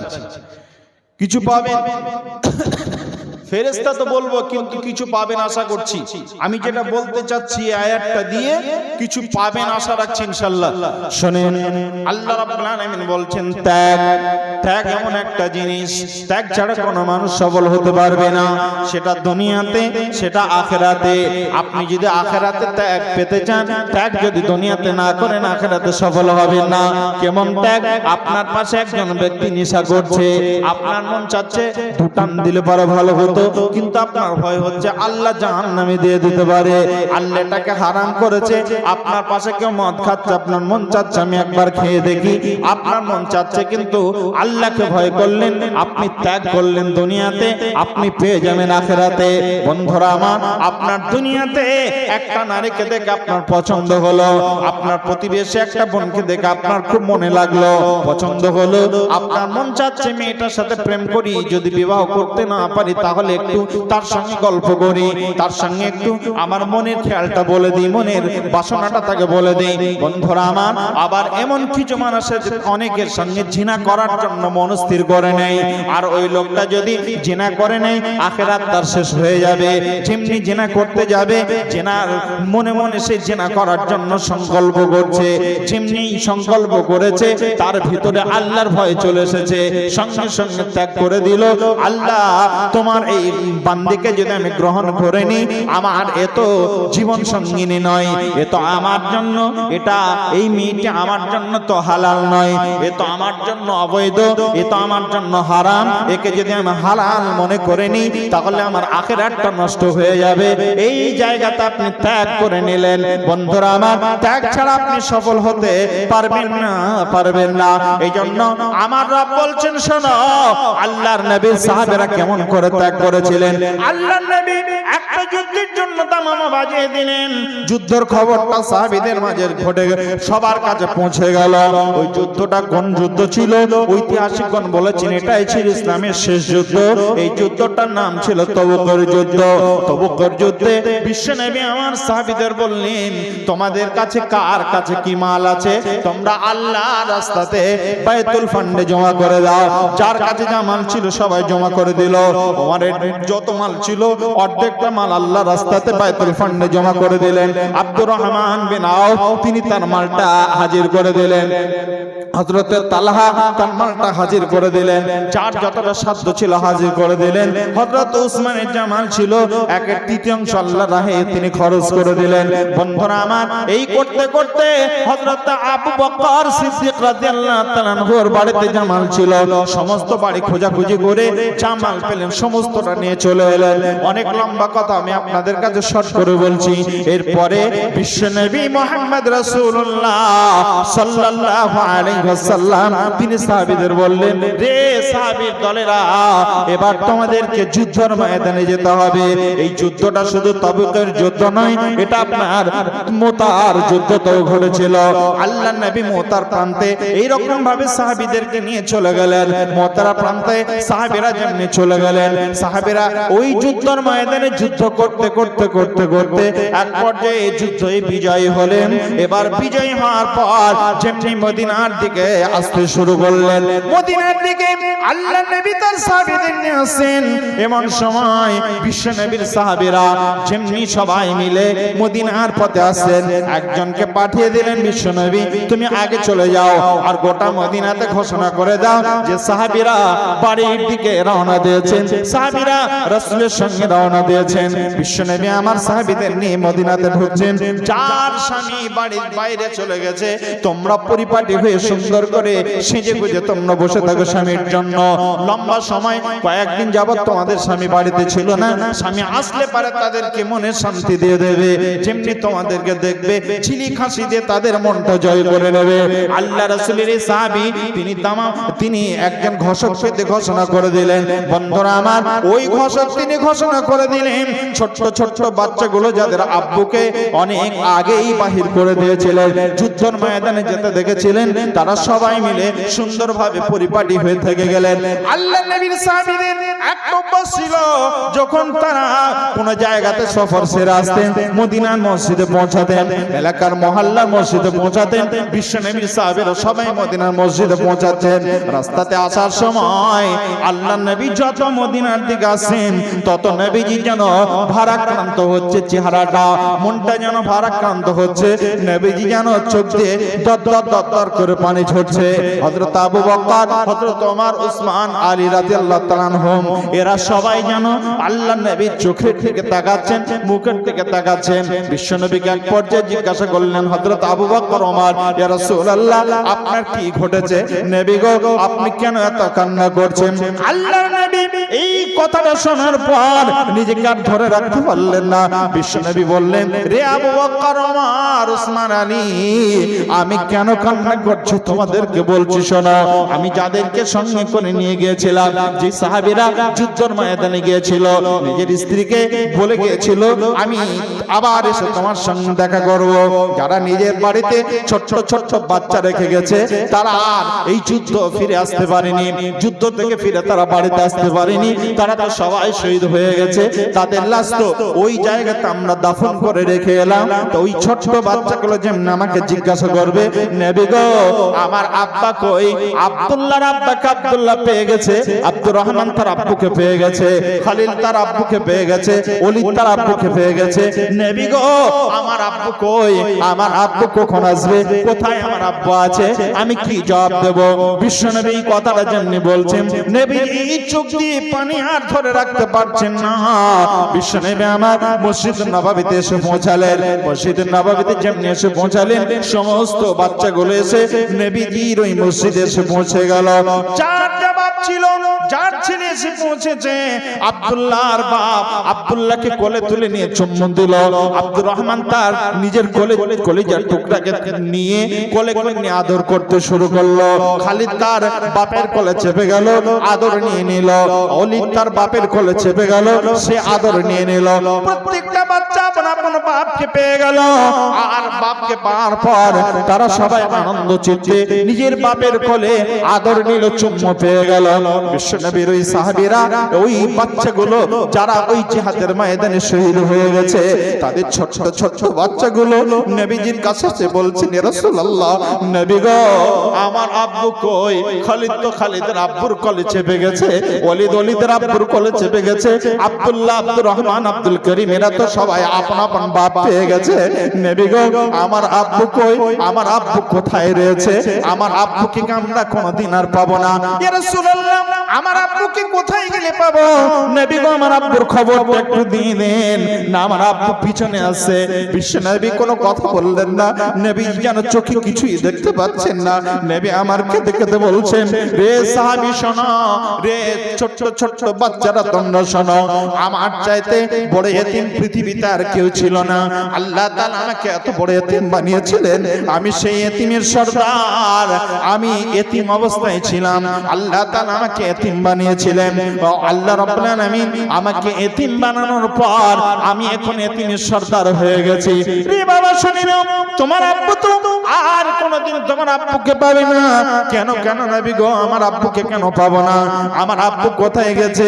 ওই ছোট ছোট বাচ্চাগুলো যেমনি জিজ্ঞাসা করেছে, আল্লাহর নবী বলছেন তোমার আব্বুরা সুশীতল ছায়াতে তারা সুন্দর খাটের উপরে ঘুমিয়ে গেছে। নবী গো আমার আব্বু যদি ঘুমিয়ে যায়, চলেন আমার আব্বুর কাছে একবার নিয়ে চলেন। আমার আব্বু ঘুমিয়ে আছে, তার পাশে গিয়ে আমি তার গালে একবার চুম্বন দেব, তাকে একবার জড়িয়ে ধরবো। হে নবী আমার আব্বুর কাছে আপনি আমাকে নিয়ে চলেন। আল্লাহর নবী নিজেকে ধরে রাখতে না পেরে ডুকরে ডুকরে কেঁদে বলছেন, রে ছোট্ট বাচ্চার দলেরা তোমরা শোনো, আর তোমাদের আব্বুকে কোনোদিন তোমরা পাবে না। যে জায়গায় শুয়ে আছে ওই জায়গায় কোনোদিন তোমাদেরকে নিয়ে যেতে পারবো না। তোমার আব্বুরা কবরে চলে গেছে, নীরব নগরে চলে গেছে, কারণ তোমাদের আব্বুদের কাছে আমার নিয়ে যাওয়ার সাধ্য নেই। তবে তোমার আব্বুরা ওই দিন তোমাদেরকে কোলে নেবে, কিয়ামতের দিন ছাড়া তাদের সঙ্গে সাক্ষাৎ হওয়ার আর কোনো উপায় নেই। তাদেরকে আর কোনোদিন তোমরা দুনিয়াতে দেখতে পাবে না, পাবে না, পাবে না। আল্লাহর নবী, তাহলে আমার আব্বু কোথায়? নবীজি বললেন তোমার আব্বুরা জিহাদের ময়দানে শহীদ হয়ে গেছে।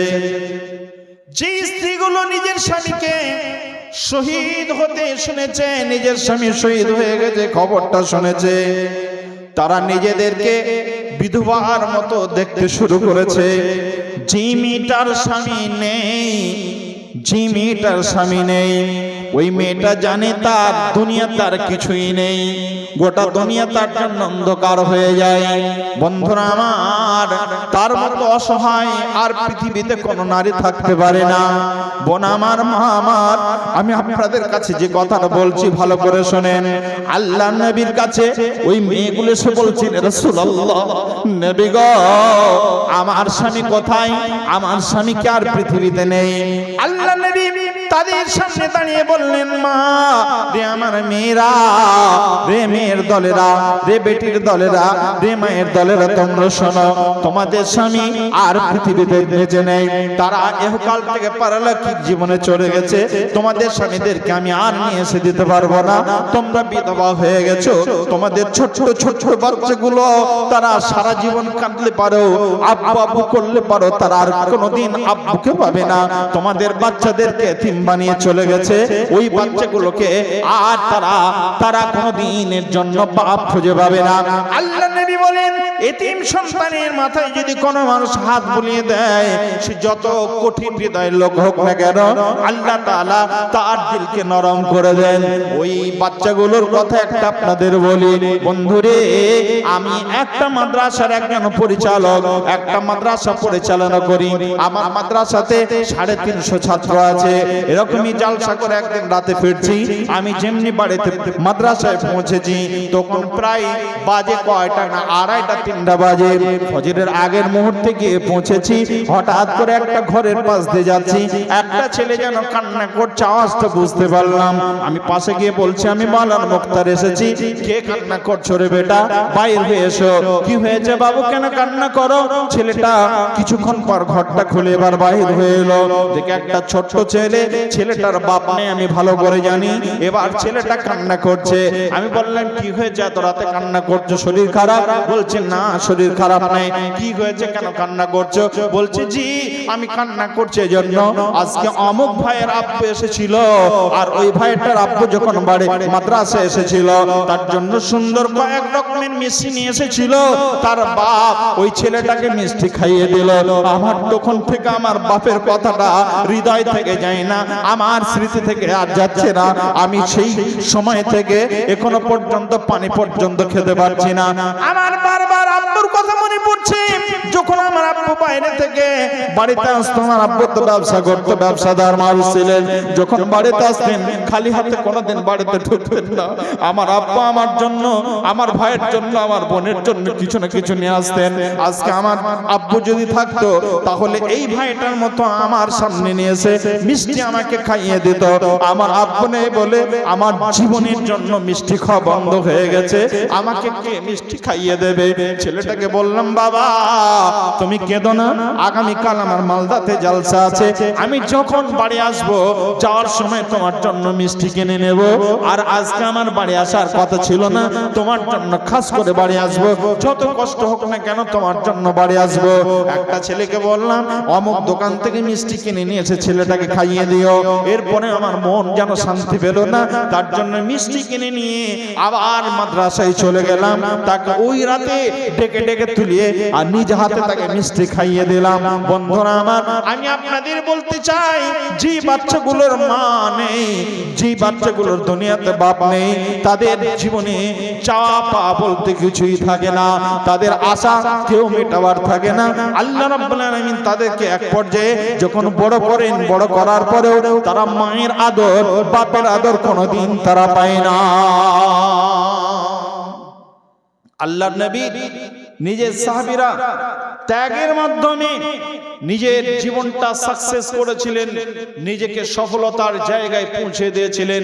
আল্লাহ তাআলা এই কথাই বলেছেন যে জান্নাতে তারা পৌঁছাবে, শহীদ যারা হয়ে যাবে তারা সফলতার মানদণ্ডে পৌঁছে যাবে।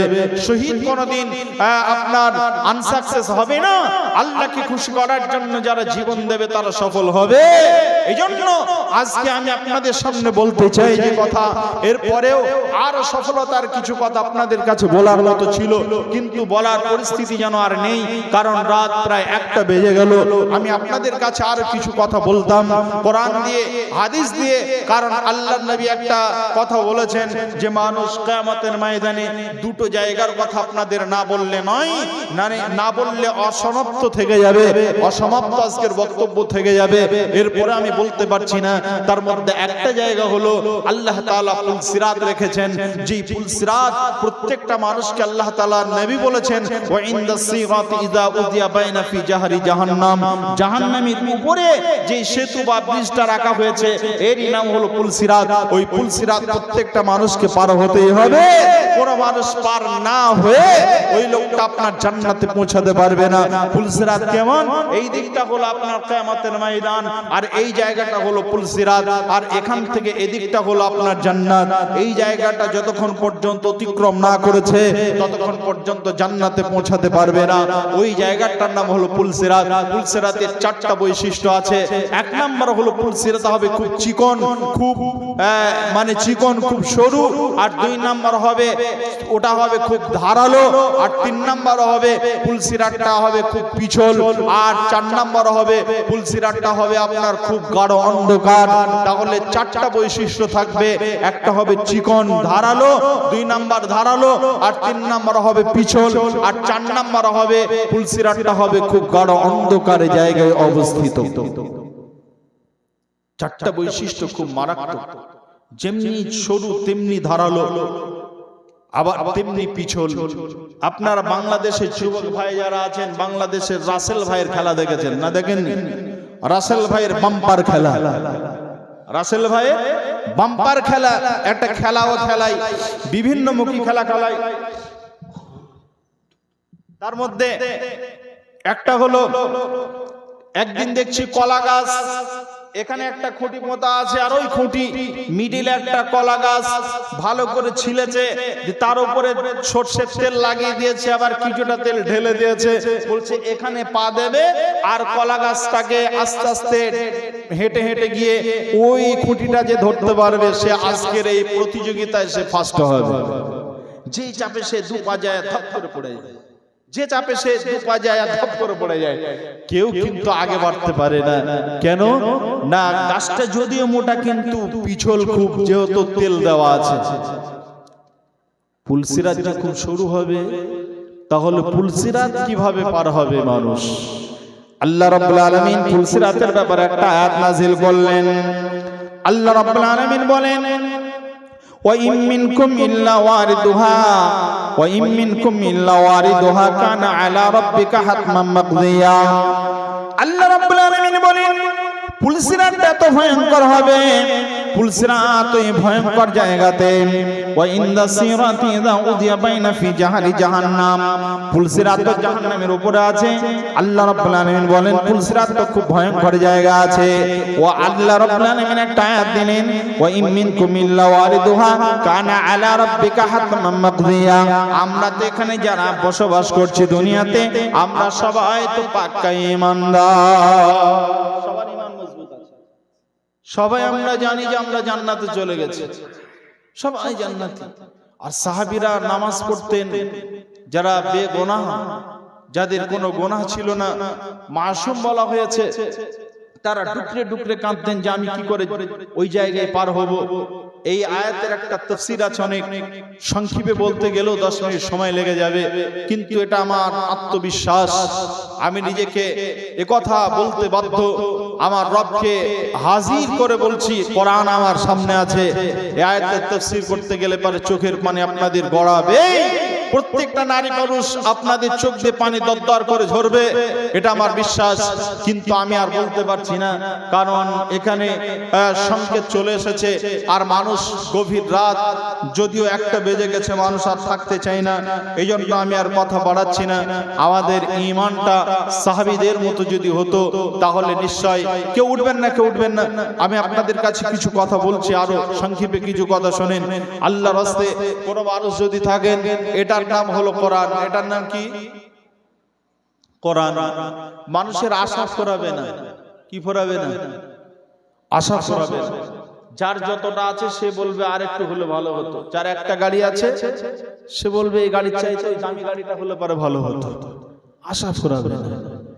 আগে অনেক কালেকশন হয়েছে, তারপরেও আরো কর্তৃপক্ষ চাচ্ছে যদি আর কিছু হতো। তা আমি আপনাদের কাছে বলছিলাম যে কথা, কোরআন বলছিলাম, হাদিসের কথা বলছিলাম, তারপরেও আশা যদি কিছু হয়, মানুষ তো আছে 10টা, কি করে হবে? এটা হলো কোরআন। কি নাম? কোরআন। এখানে যতগুলো মানুষ আছেন কোরআনের খেদমতে, কোরআন ছাড়া নামাজ হবে না। মসজিদে কোনো মানুষ যদি বলেন আমি কোরআন পড়বো না, তার নামাজ হবে? হবে? হবে না। সূরা ফাতিহা পড়তে হবে, সূরা ফাতিহা পড়তে গেলে কোরআন, সূরা ফাতিহার পর একটা সূরা লাগবে, তার নাম কোরআন। কোরআন ছাড়া নামাজ হবে না। এই কোরআনের হেফাজতের জন্য আল্লাহ তাআলা মুমিনদেরকে দায়িত্ব দিয়েছেন। আমরা এখনো পর্যন্ত যারা বসে আছি, আল্লাহর রাস্তায় অনেক টাকা দিয়েছি। কেউ 1 বস্তা সিমেন্ট যদি কেউ দেন, 20,000 টাকা অনেকে দিয়েছেন, যদি কেউ 5,000 টাকা, 500 টাকা, 1,000, 2,000 টাকা যদি কেউ দেওয়ার আছেন, তাহলে প্লাস ডিলার 5,000, ওনার স্ত্রী দিয়েছে 1500 আর উনি দিলেন 4,000। মানে এটা মানায় না। কোনটা জি?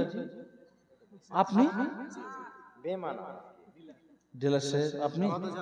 আচ্ছা, উনি সবার ডিলারে টাকাও তো গুনছেন, টাকারও তো ডিলার দিচ্ছে।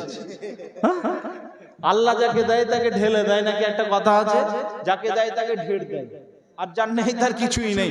তো আল্লাহ আপনাকে দিয়েছে, একটা কাজ করেন, এখানে দিয়েছে 5.5 আর 4,500 টাকা আপনার কাছে আমরা দাবি রাখছি গভীর রাতে আল্লাহকে খুশি করার জন্য।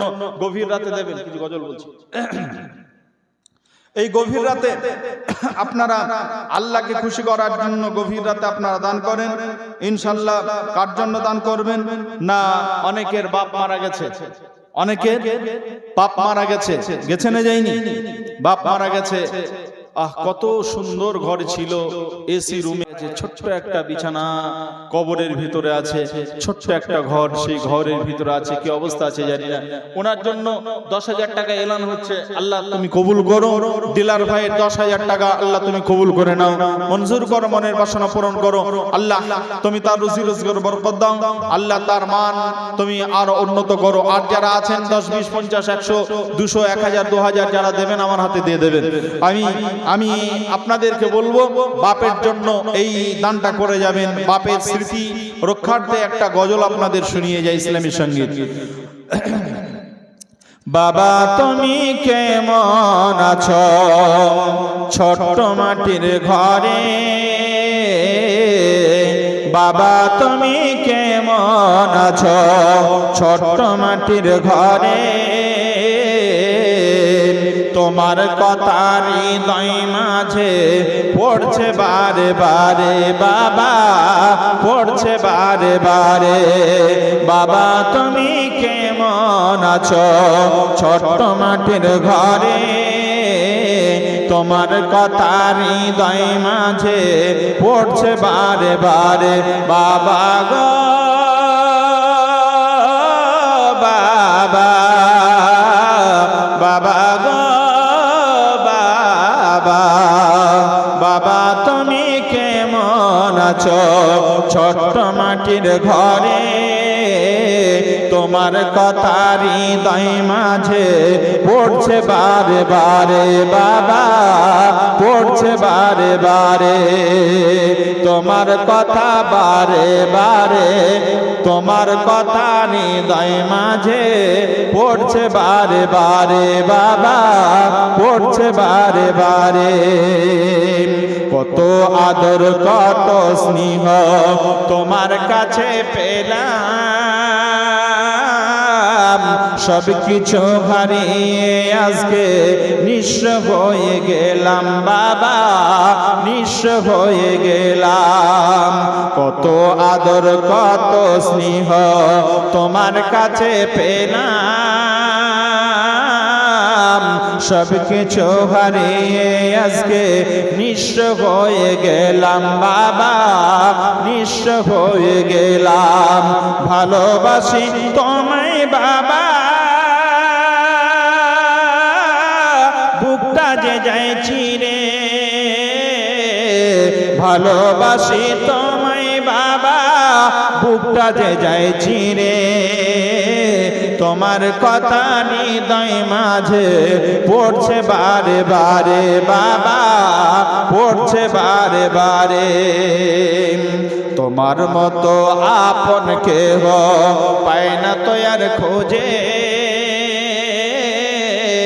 তোমার মতো আপন কেহ পায় না তো আর খোঁজে। তাই তো আজি ঘুমের ঘরে অস্ত্রতে যায় ভেজে, বাবা অস্ত্রতে যায় ভেজে। সুখে থেকো পরম সুখে জান্নাতের ভেতরে, তোমার কথা হৃদয় মাঝে পড়ছে বারে বারে, বাবা পড়ছে বারে বারে। তোমার কথা হৃদয় মাঝে পড়ছে বারে বারে, বাবা গো বাবা, বাবা গো বাবা, তোমার কথা হৃদয় মাঝে পড়ছে বারে বারে। আপনাদের এলাকায় কিছু ছেলে আছে যারা প্রবাসী আছে না নেই, পর্যায় শ্রমিক, যারা বাইরে কাজ করছে, বিভিন্ন কাজে ব্যস্ত আছে।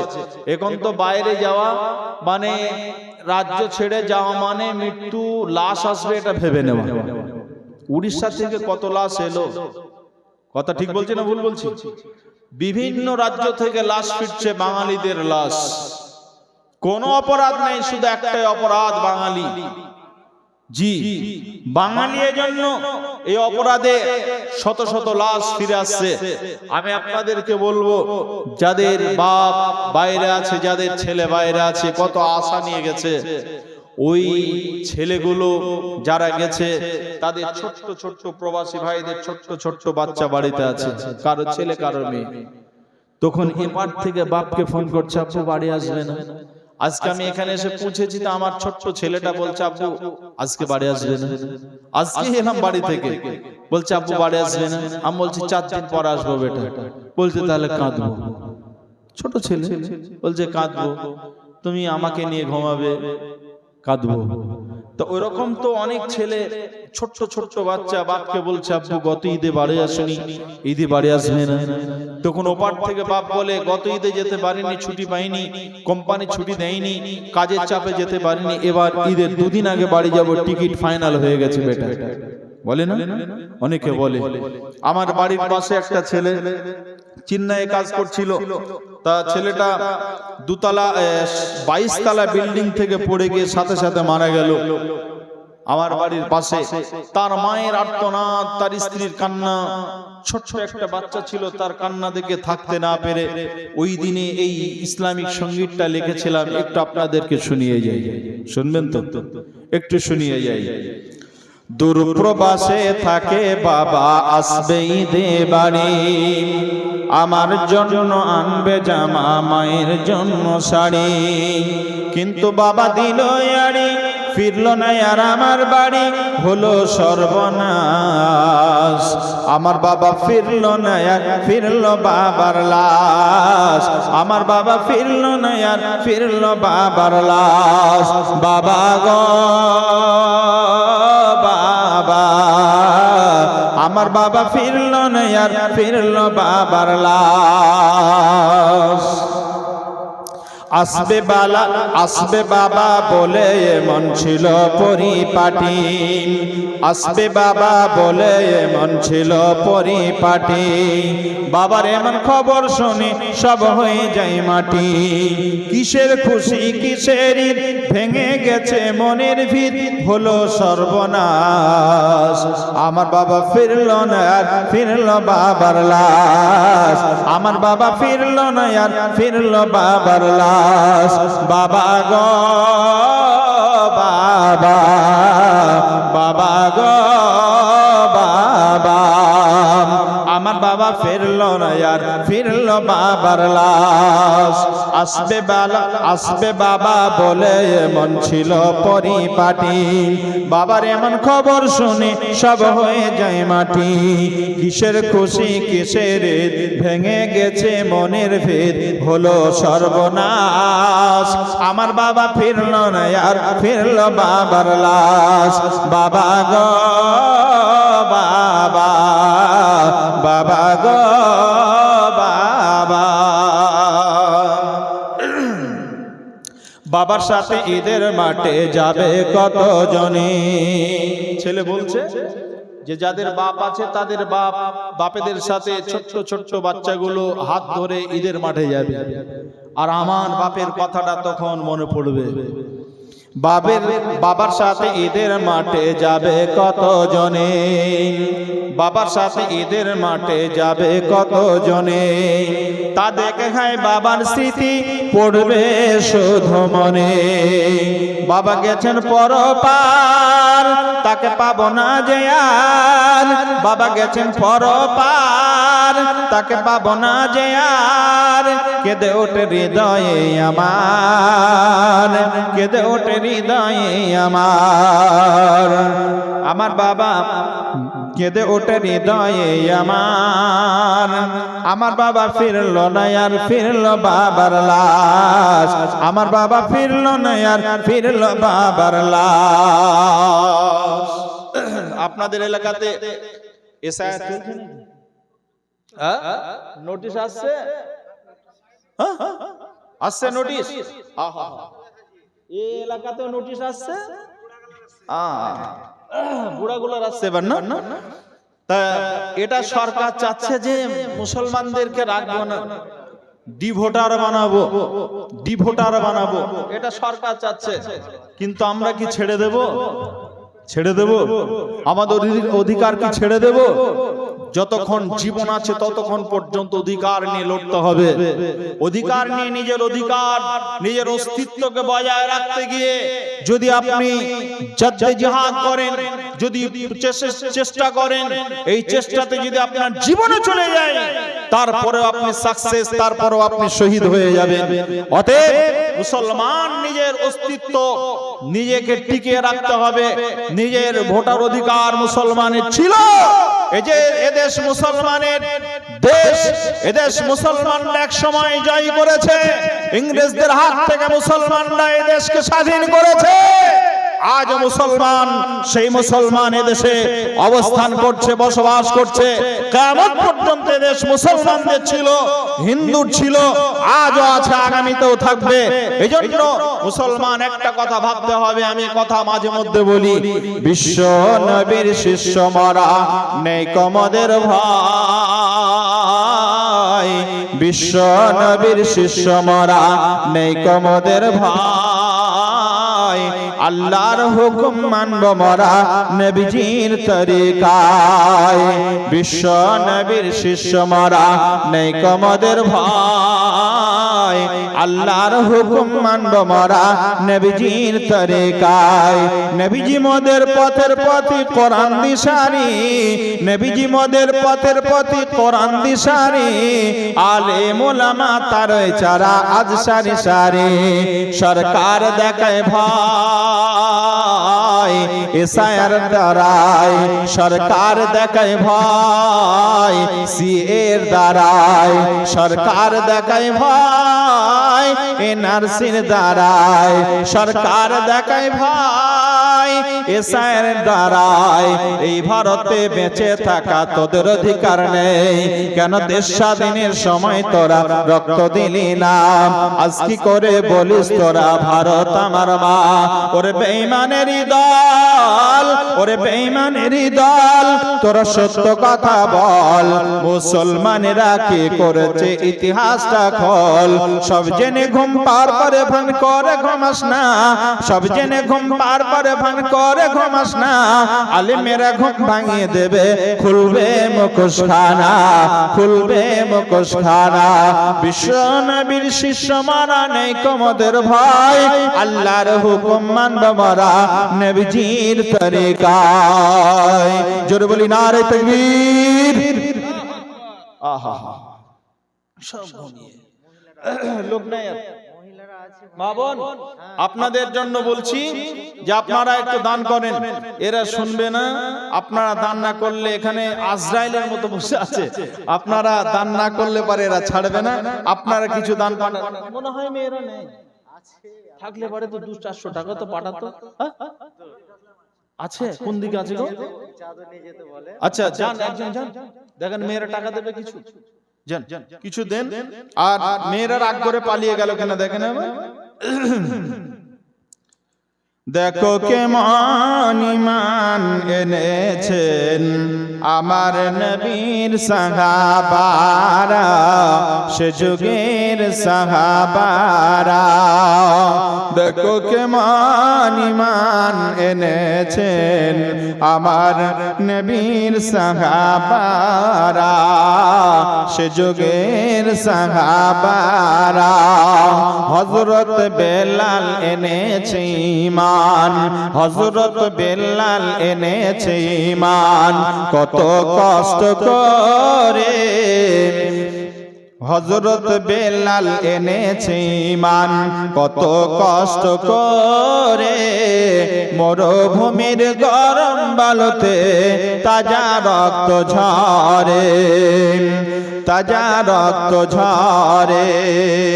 তবু বেলাল ছাড়েনি ঈমান, তবু বেলাল ছাড়েনি ঈমান।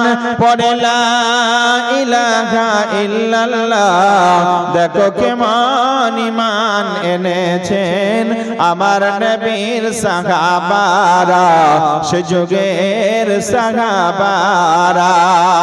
হযরত বেলাল এনেছে ঈমান, কত কষ্ট করে।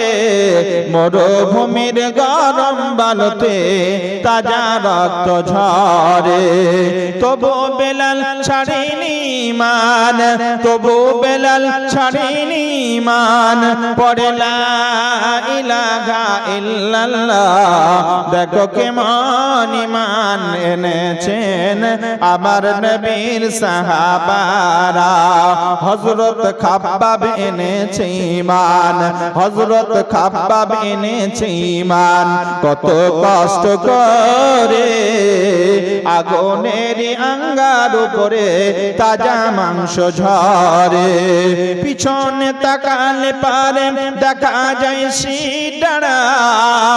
দেখো কেমন ইমান এনেছেন আমার নবীর সাহাবারা, সে যুগের সাহাবারা। হযরত হানজালা এনেছে ইমান, হযরত হানজালা এনেছে ইমান। কত কষ্ট করে নতুন বিবাহ করে তিনি ছিলেন বাসর ঘরে। যুদ্ধের দামামা উঠল বেজে, যুদ্ধের দামামা উঠল বেজে, যুদ্ধের দামামা উঠল বেজে, হলো না গোসল করা। দেখো কেমন ইমান এনেছেন আমার নবীর সাহাবারা। হযরত আলী আল্লাহর ওলি, হযরত আলী আল্লাহর ওলি থাকতেন কুফা শহরে। নামাজ পড়তে যাবেন বলে পড়বেন নামাজ ফজরের, পিছন হইতে মারল ছুরি, পিছন হইতে মারল ছুরি ইবনে মুনজিম। দেখো কেমন ইমান এনেছেন আমার নবীর সাহাবারা, সে যুগের সাহাবারা।